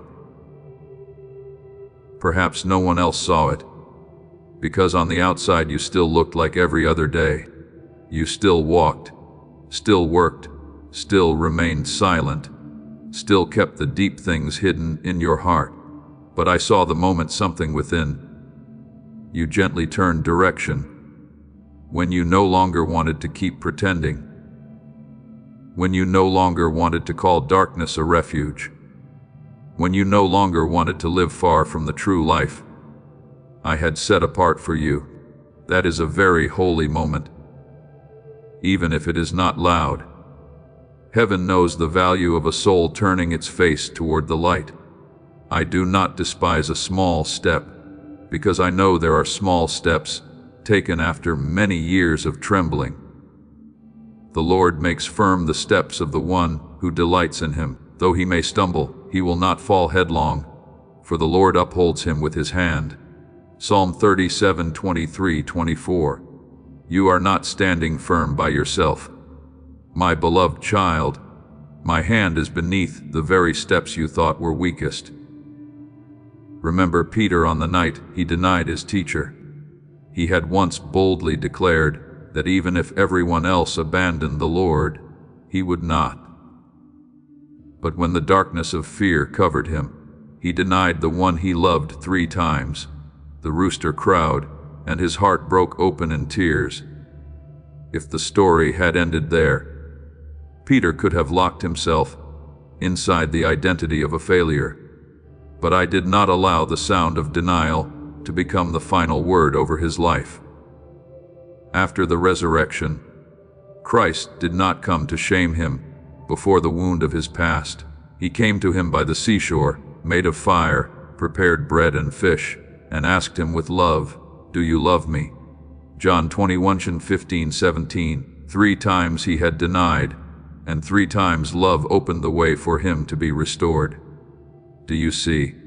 I do not only forgive, I also entrust purpose again. I do not only erase mistakes, I call the good that was buried within you to rise once more. If Peter could step out of the night of denial and become a shepherd of the flock, then you too can step out of the seasons that have passed and receive again the living portion. I never took away from you. Therefore, do not think that a new beginning always comes like a great event that makes everyone take notice. Many times a new beginning starts very quietly, like the first breath after a long cry, like a thin line of light at the edge of the sky, before dawn truly breaks forth. The door I open for you does not necessarily appear with thunder, with a glorious sign, or with an immediate change in outward circumstances. Sometimes it opens right within your heart when you decide you will no longer agree with paralysis, no longer treat fear as your master, no longer allow the past to speak in my place about your future. As it is written, "Behold, I have set before you an open door which no one can shut." Revelation 38. That door is not only before you, it is also opening within the rhythm of your still beating heart. Within the small flame that has not gone out, within the very quiet prayer you thought I did not hear. I want you to understand that true life does not need to be loud in order to be real. Do not despise the hidden movements of your soul. A seed sown into the ground does not explode with sound when it begins to sprout. It quietly breaks its shell in the darkness and then pushes its tender shoot up through the soil by a strength no one can see. So it is with you. There are parts of you coming back to life before your circumstances have had time to change. There are new roots growing deep before branches and leaves appear. There are things I am doing in the secret place, and if you only look for outward applause, you may miss the miracle being born in silence. For we walk by faith, not by sight. 2 Corinthians 5:7. Faith does not despise small things. Faith knows that one trembling step toward me can be the beginning of an entire journey of resurrection. Perhaps you thought resurrection was only for things that had completely died. But I tell you, resurrection also comes to souls that have grown cold, to hearts that have become weary, to faith that has lain still beneath the ashes, to holy dreams covered over by disappointment, when Christ said, "I am the resurrection and the life. Whoever believes in me, though he die, yet shall he live." John 11:25. This was not only a promise for the final day, but also a power that can touch your today. I can make a heart that has grown numb to feel again. I can make a soul that once became accustomed to hiding learn to stand in the light. I can cause the things you thought were lost to return in a form more mature, poorer, deeper, and more enduring. What I restore does not always look exactly like what has passed. Often I return it to you as something refined in the fire, sifted free from illusion, anchored in truth, and covered with peace. My beloved child, what I am placing into your hands today is not a warning meant to make you tremble, but an invitation to step across the threshold. Step forward, even if it is only one step. Speak honestly with me. Even if your words are still awkward, open your heart. Even if you are still afraid, let me touch the place you have avoided for too long. Do not wait until every fear disappears before you return, because often fear begins to dissolve along the very journey you walk with me. Do not wait until you feel strong before you rise. Because true strength does not come from forcing yourself not to be weak. It comes from allowing me to lift you when you are weak. My grace is sufficient for you, for my strength is made perfect in weakness. 2 Corinthians 12:9. I do not require you to step through that door with the appearance of perfection. I only desire that you step through with faith that I am there. So lift your head with gentleness, not in pride, but in the certainty that you are still loved. The good things within you do not belong to some distant past. They are still waiting to be awakened in the present.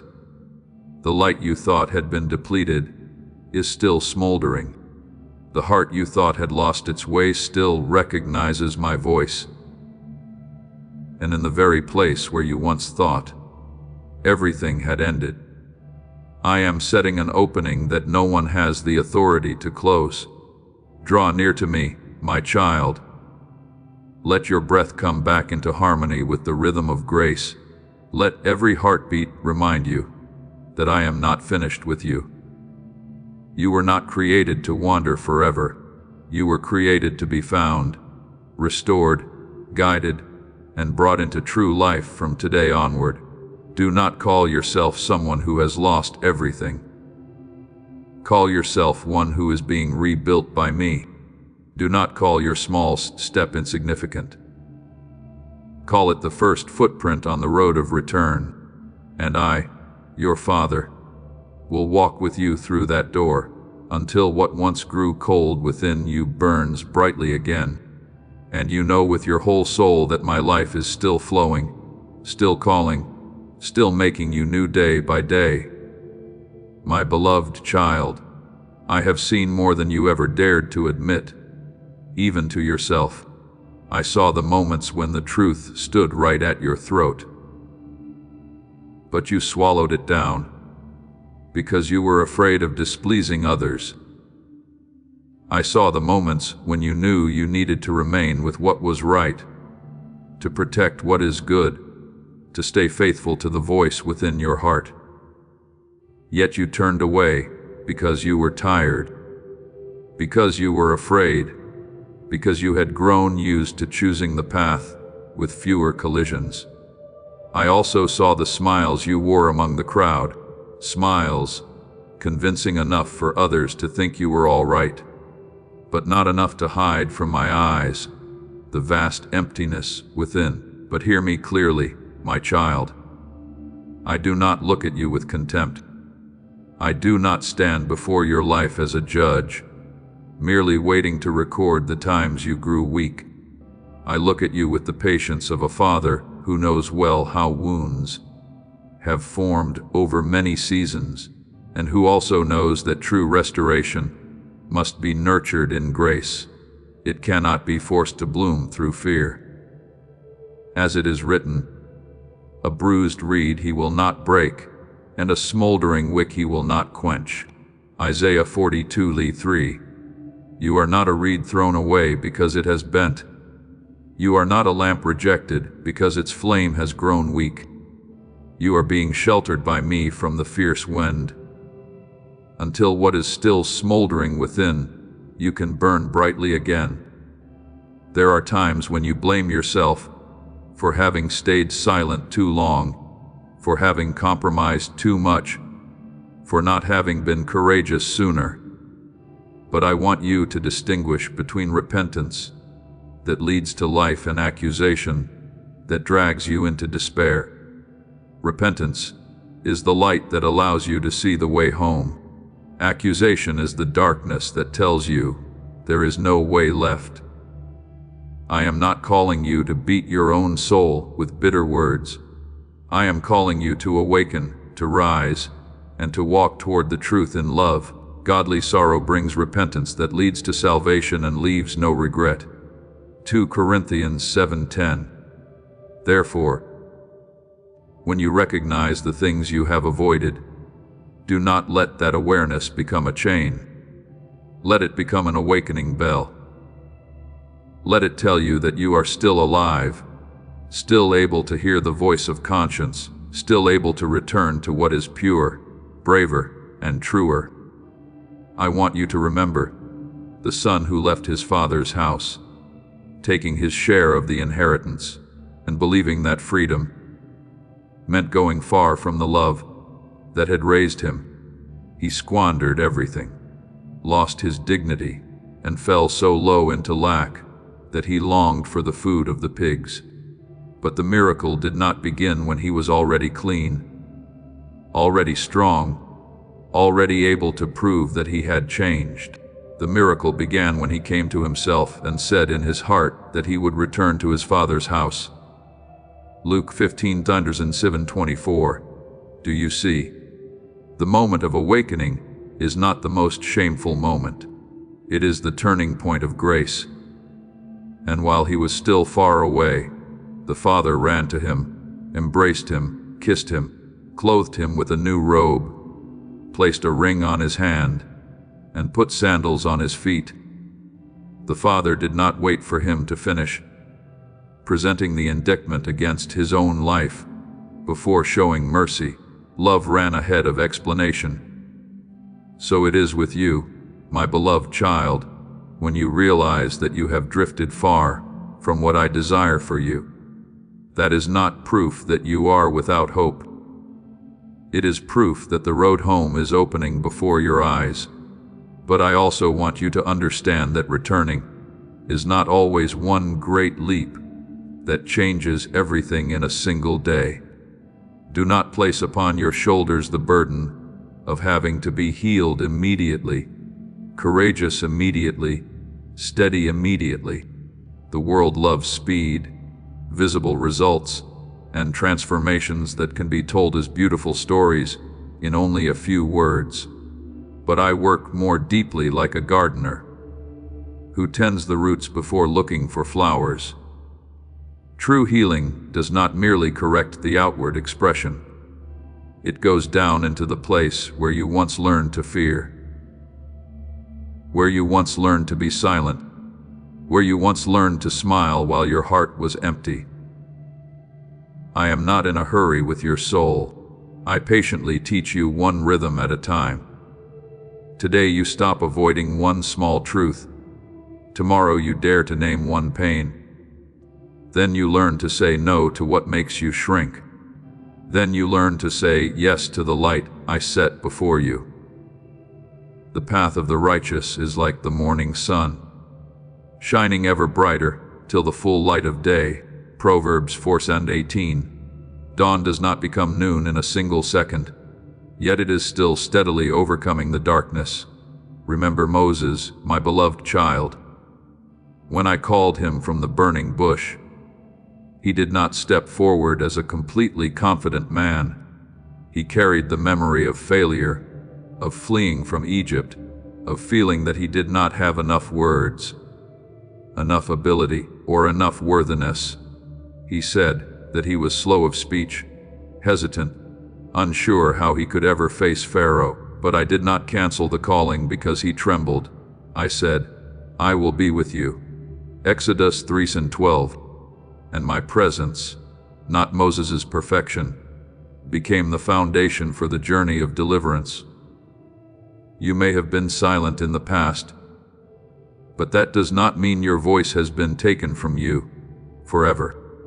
You may have turned away in one season, but that does not mean you cannot return and stand firm in the season to come. I am not searching for a child who has never been afraid.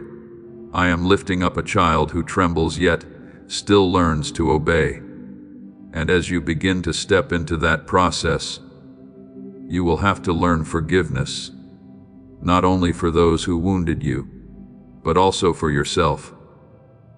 There are people you have forgiven with your mouth, yet in your heart, you still carry them like a stone. There are also mistakes of your own that you keep repeating to yourself, as though punishing yourself is the only way to prove that you are truly sorry. But I do not ask you to live forever beneath the punishment that Christ has already borne in your place. Forgiveness does not mean denying what happened. It does not mean calling wrong right. It does not mean returning to what is harmful. Forgiveness means placing final judgment into my hands, so your soul is no longer bound to the wound, as though to a sorrowful altar. Be kind and compassionate to one another, forgiving each other, just as in Christ God forgave you. Ephesians 4:32. When you receive forgiveness from me, you will gradually gain the strength to let go of the chains the past has used to pull you backward. I know there are memories that will not disappear simply because you prayed once. There are defensive habits that do not dissolve immediately simply because you want to live differently. But each time you choose the light, each time you pause before running away, each time you speak the truth, even while your voice still trembles, each time you face what is before you instead of hiding it, a part of you is being rebuilt. Do not despise small but honest decisions. A wall is built stone by stone. A life is healed step by step in obedience. A heart is softened again each time it allows me to touch it instead of locking itself away. As it is written, do not despise the day of small beginnings. Zechariah 40:10. What is small in my hands is never meaningless. One sincere prayer can open a new season. One decision not to return to the old path can break an entire chain of long-standing bondage. So, my beloved child, be gentle with yourself. But do not keep lulling yourself to sleep. Be patient with the process, but do not use the process as an excuse to remain where you were. I do not condemn you, but neither do I desire for you to live beneath the measure of life I paid the price to give you. Let me teach you to speak at the right time, to remain in the right place, to leave what must be left, and to open your heart in the right way. Let me fill the emptiness you have tried for years to cover with laughter, work, busyness, and untrue words of I am fine. I am the one who heals the brokenhearted and binds up their wounds. Psalm 147:3. I do not merely see the cracks. As this awakening grows inside you, know that helping with this mission is not a joke. It is a sign from God. You can support this work through the link in the description or the pinned comment, whether by buying a coffee, making a donation, or becoming a member of our Ko-Fi community. By doing so, you become part of Jesus' plan to save souls who are still stuck in fog. Every seed turns into light that fights against darkness. If you water others, you will be watered yourself, Jesus says. This is not history. It is a living promise about your future. Come into this moment with faith and a plan. What God has already planned for your life can be unlocked through your giving. I know how to pour oil into them. I do not merely hear your silence. I know how to call your voice back. Therefore, today you do not need to run quickly in order to prove that you have changed. You only need to turn your face toward me and take one true step. Begin with honesty.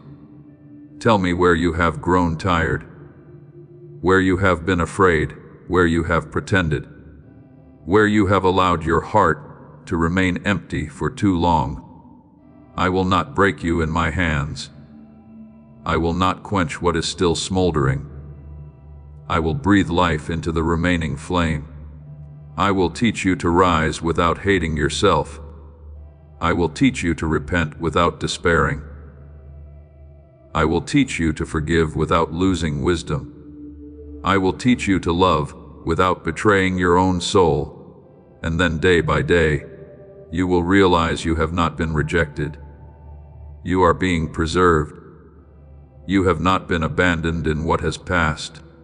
You are being let out. You are not only returning to the Father's house, you are returning to yourself in my light, where truth no longer frightens you, because that truth is fully held by mercy that never runs dry. My beloved child, there are things you once regarded as signs of failure, but in my eyes, they are evidence that your soul is still alive. Many times you have blamed yourself for being tired, for being tender, for still carrying empty spaces you do not know how to name, for still having within you a quiet thirst that nothing outside can satisfy. But I want you to hear this with a peaceful heart. A soul that has become completely deadened would no longer long for the light. A flame that has gone out entirely would no longer ache when a cold wind blows over it. A heart that is fully given up would no longer be restless over what it has lost. The very fact that you still feel the lack, still feel the ache, still desire something purer, deeper, and truer is a sign that I am still calling the life within you to rise. As it is written, "Blessed are those who hunger and thirst for righteousness, for they shall be filled." Matthew 56. That thirst does not come to humiliate you, nor does it come to prove that you are ruined. It comes as a quiet line of guidance, leading you away from dry wells and back to the water that never runs dry. I know you have feared your own fragility. You thought that if others saw the wounds within your heart, they would see you as weak, lacking faith, lacking stability, lacking the ability to move forward. So, you learned to build walls. You learned to speak less. You learned to maintain a calm appearance. You learned to hide the places that still hurt beneath busyness and a gentle smile. But my child, a heart locked away for too long does not only keep pain from entering, it also keeps my love, healing, and light from touching it. You were not created to become a cold fortress. You were created to become a temple where my presence dwells, where the cracks are no longer something shameful, but the very places where grace shines in. When the Apostle Paul heard me say, "My grace is sufficient for you, for my power is made perfect in weakness," 2 Corinthians 12:29. It did not mean that weakness is the place where you are abandoned. It means that precisely where you cannot save yourself, you can recognize my hand most clearly. Remember the woman who had suffered from the issue of blood for 12 years. She had spent all she had endured much pain, been isolated by her condition, and lived on the margins of the community as one who was not allowed to touch anyone and whom no one wanted to touch. But in that exhaustion, there was still a very small spark of longing within her. If she could only touch the garment of Christ, she would be healed. She did not come with an appearance of strength. She did not step into the crowd as someone with enough honor to be noticed. She came trembling with quiet faith, with a heart that had suffered for too long, but had not yet surrendered hope, and when she touched his garment, power flowed out. Healing came, and Christ did not allow her to disappear into shame.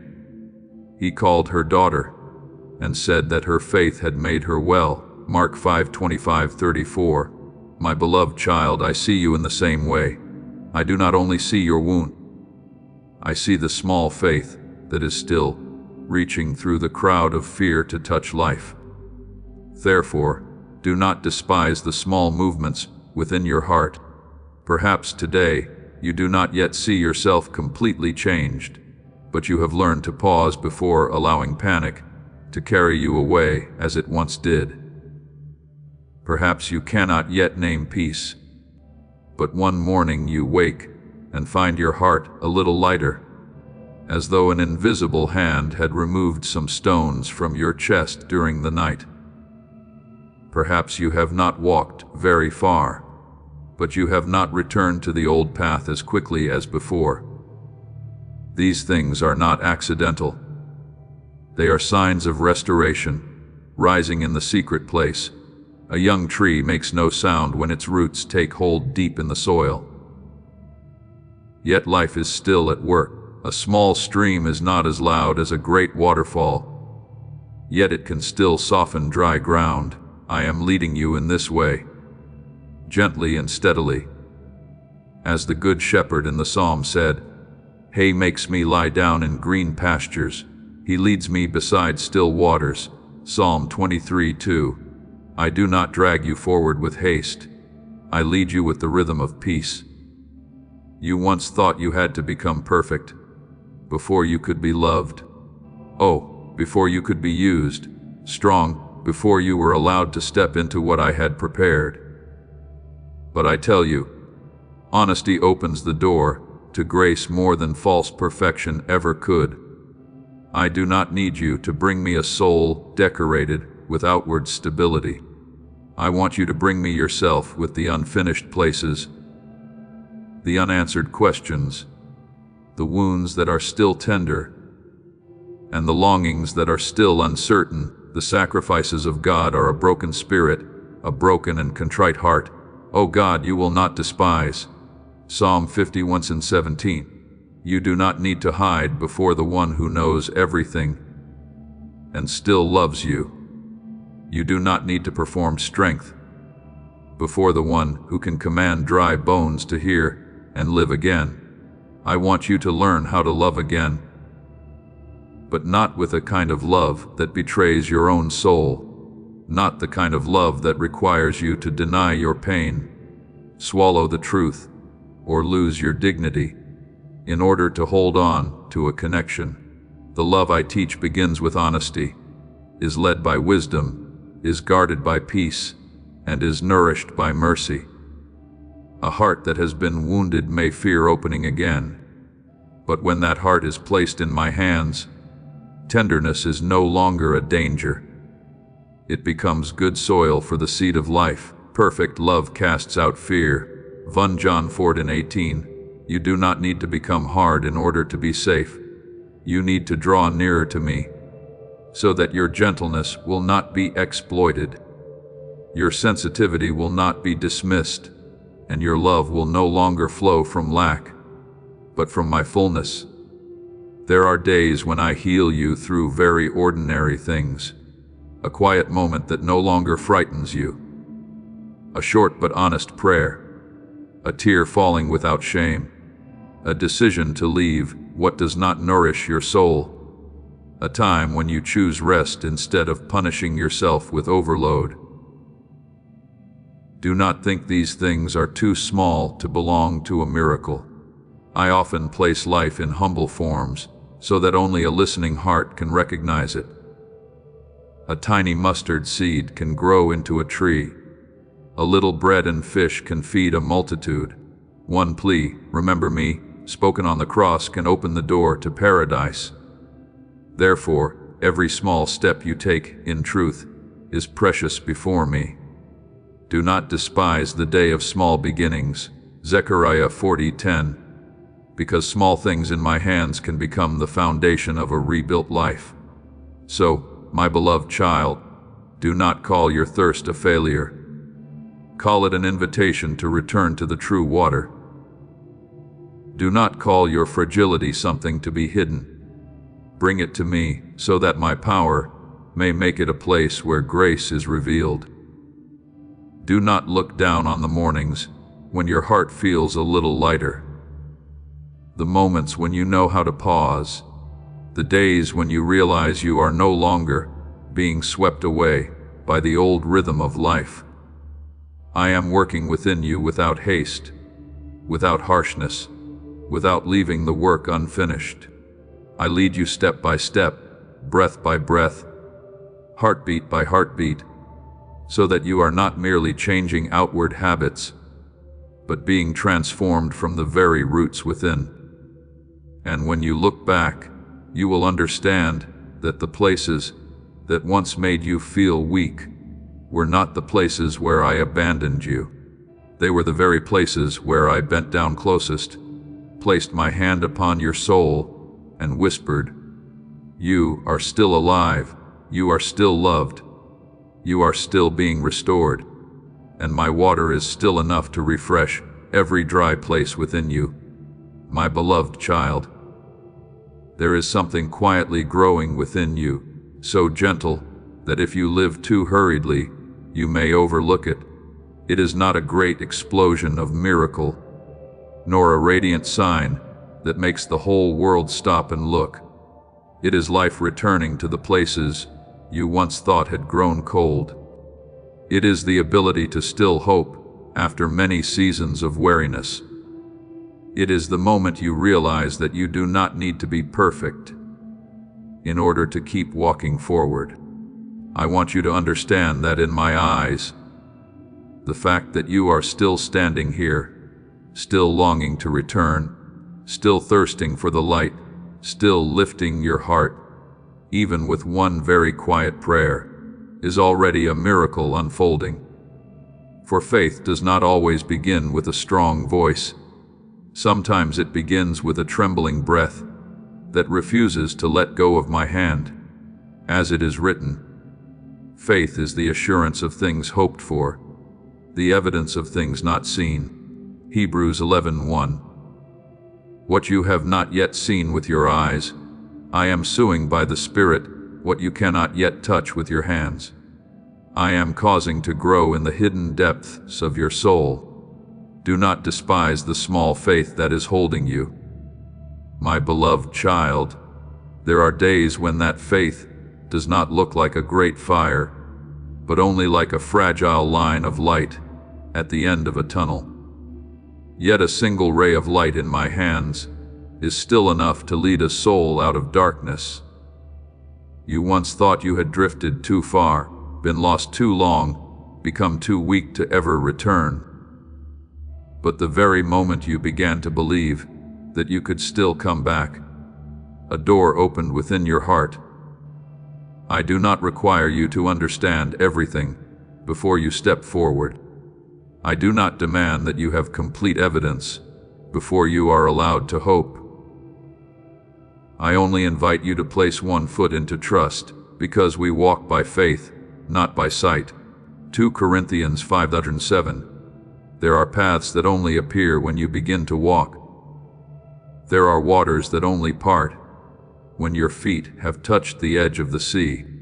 There are promises that only begin to shine when you stop standing still in fear and begin walking with me.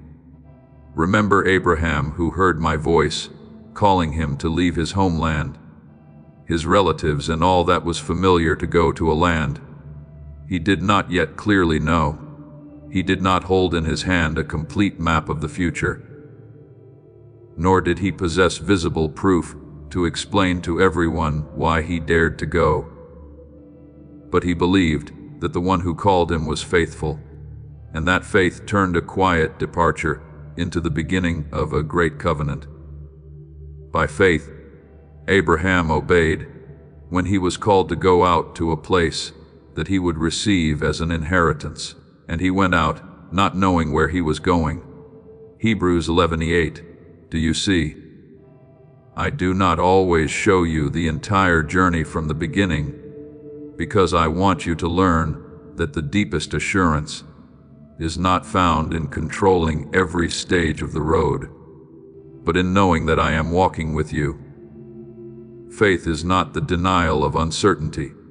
Faith is placing your heart in the one who knows all things. And when the light within you is kindled again, you will realize that it is not only for you. Just as one candle can light another without losing its own flame, your life will also become a place where others can see hope. You do not need to wait until you are completely healed before you can bring gentleness to someone else. You do not need to tell a perfect story before you can bear witness to my mercy. Sometimes the honesty of a person who is still being healed becomes the warmest light for someone else who is cold. I have said you are the light of the world. Matthew 5:14. That light is not something you manufacture by your own strength, nor is it the kind of radiance of prominence that people chase after. It is my life reflected through you. It is love that has passed through wounds, without allowing those wounds to make it bitter. It is peace in the very days when you thought you had nothing left but storms. Therefore, my child, keep walking with gentleness and courage. Do not wait until you no longer tremble before you step forward. Do not wait until every question is answered before you believe. Do not wait until you are perfect before allowing my light to shine through your life. I am doing something deeper than the outward appearance of change.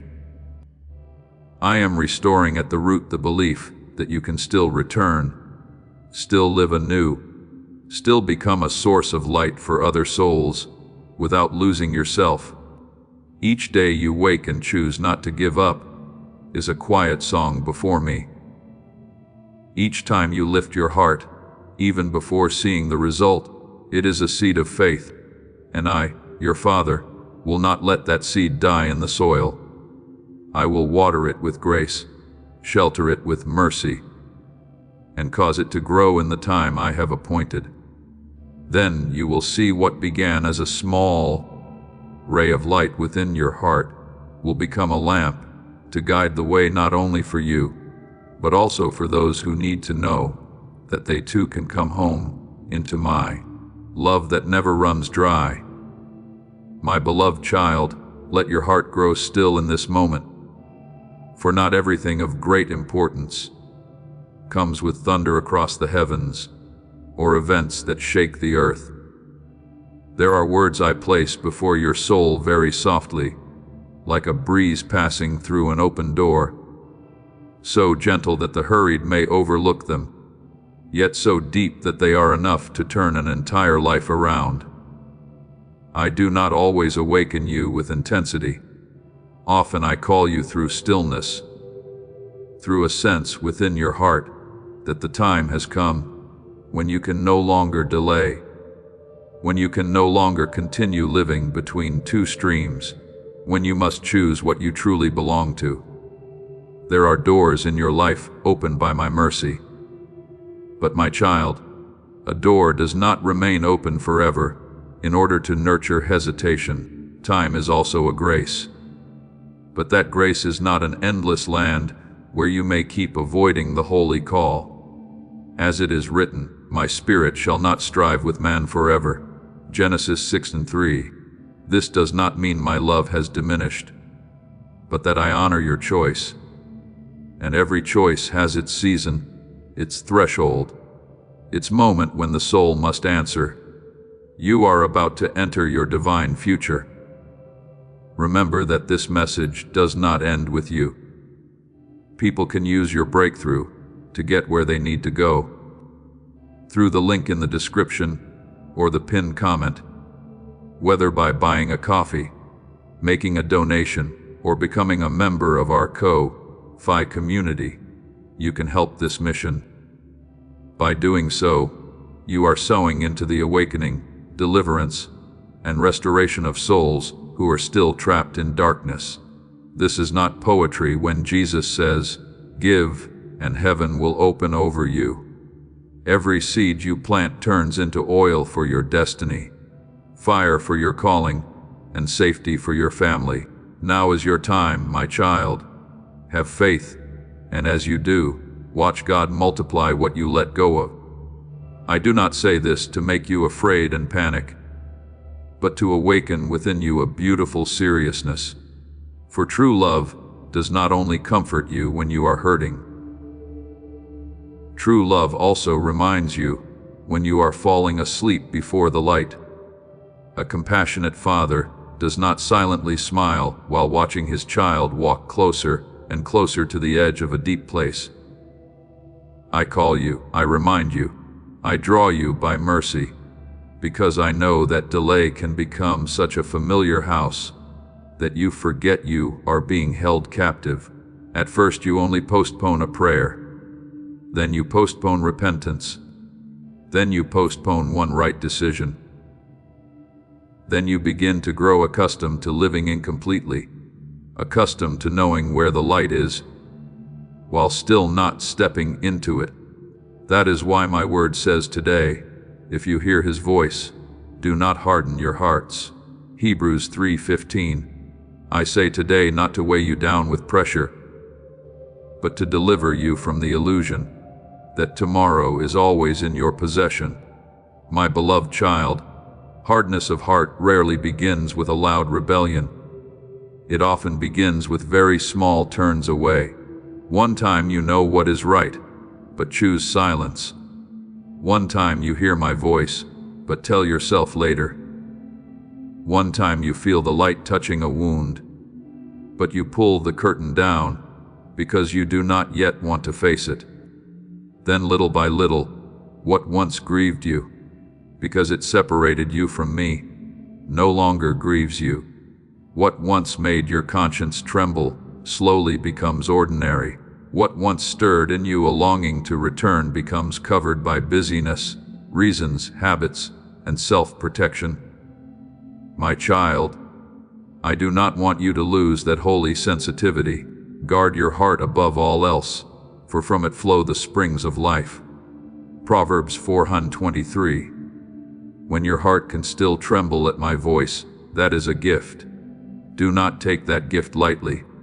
Do not allow today's call to become a distant echo that tomorrow you no longer recognize.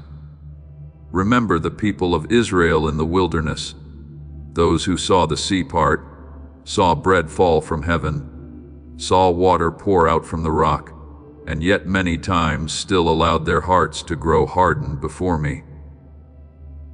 They did not lack signs and wonders. They lacked a faith willing to obey. Today, they wanted deliverance, but they feared the journey of transformation. They wanted the promised land, yet they still longed for Egypt in their memory. And because of prolonged hardness of heart, a generation wandered in the wilderness until what should have been a path to pass through became the place where they were held back. Do you see, my beloved child, the danger is not only found in obvious darkness, the danger is also found in living too long outside what I have called you to enter. I do not want you merely to stand near the promise. I want you to enter it with faith, with obedience, with a heart no longer divided.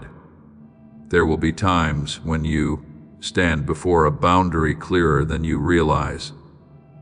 It will no longer be a great place where you can hold on to the light while still nourishing the darkness. It will no longer be a place where you can call delay caution, avoidance, peace, or compromise wisdom. The light does not demand that you pretend you have no wounds. The light invites you to bring your wounds out so they may be healed. Darkness does the opposite. It tells you to cover them, postpone, hide, and become accustomed to numbness until you no longer long to be free. The path of the righteous is like the morning sun, shining ever brighter till the full light of day. But the way of the wicked is like deep darkness. They do not know what makes them stumble. Proverbs 40:18. You must choose which path will be nourished within you. What you choose today is not merely a single action. It is the direction your soul is being trained to follow. I know you may fear the light, because the light will reveal what you have hidden for too long. But understand this, my light is not like the condemning gaze of the world. My light exposes in order to heal, not to humiliate.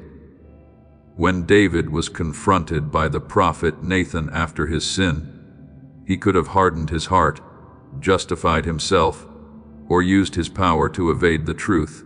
But when the word of exposure reached him, he said, I have sinned against the Lord. 2 Samuel 12:13. That very moment, though painful, opened the way back to mercy. Psalm 51 was not born from a proud soul, but from a broken heart. that dared to stand in the light and ask me to create within it a clean heart. My beloved child, there are confessions that hurt you in the first moment, but save you from many years of living in chains. Therefore, do not confuse my patience with permission to remain forever in what keeps you far from me. I am slow to anger, rich in loving kindness and full of mercy, but mercy is not an invitation to delay forever. Behold, now is the favorable time. Behold, now is the day of salvation. 2 Corinthians 6:2. I do not want you to use tomorrow as a hiding place for today's obedience. If you know you need to forgive, begin bringing your heart to me. If you know you need to let go of something that is darkening your soul, stop calling it a refuge. If you know you need to return to prayer, to truth, to purity, to the calling I have placed within you, do not wait until circumstances force you to your knees. Kneel because love is still calling you gently. Perhaps you ask, what if I am still afraid? What if I am not strong enough? What if I step into the light and see too many broken places? I answer you with the very word I have given. Fear not, for I am with you. Be not dismayed, for I am your God. Yes, I will help you. Isaiah 41:10. I do not call you into the light, and then leave you standing alone beneath the weight of truth. I call you into the place where I can lift you, wash you clean, heal you, and teach you how to walk again. What I desire is not a hurried reaction born from fear, but a true return born from trust. Come as you are, but do not remain as you were. Come with your trembling, but allow me to teach you courage. Come with your delays, but allow me to place within you a spirit that knows how to answer. My beloved child, today is a gift. This breath is a gift. The sensitivity still remaining within your heart is a gift. Do not let that gift pass by as though it were ordinary. There is a door opening within your soul, not to threaten you, but to welcome the knife. Step into the light where truth is no longer an enemy, because truth is covered by my mercy.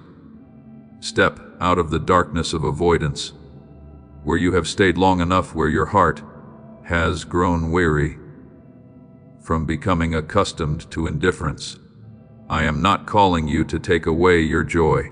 I am calling you to return to a life deeper, purer, and more enduring. Hear me today. Soften your heart today. Return today. And when you place your first step across that threshold, you will realize that I am not standing at the end of the road to punish you. I have been standing at the door itself, with arms wide open, waiting for you to enter the light that mercy prepared for you long ago.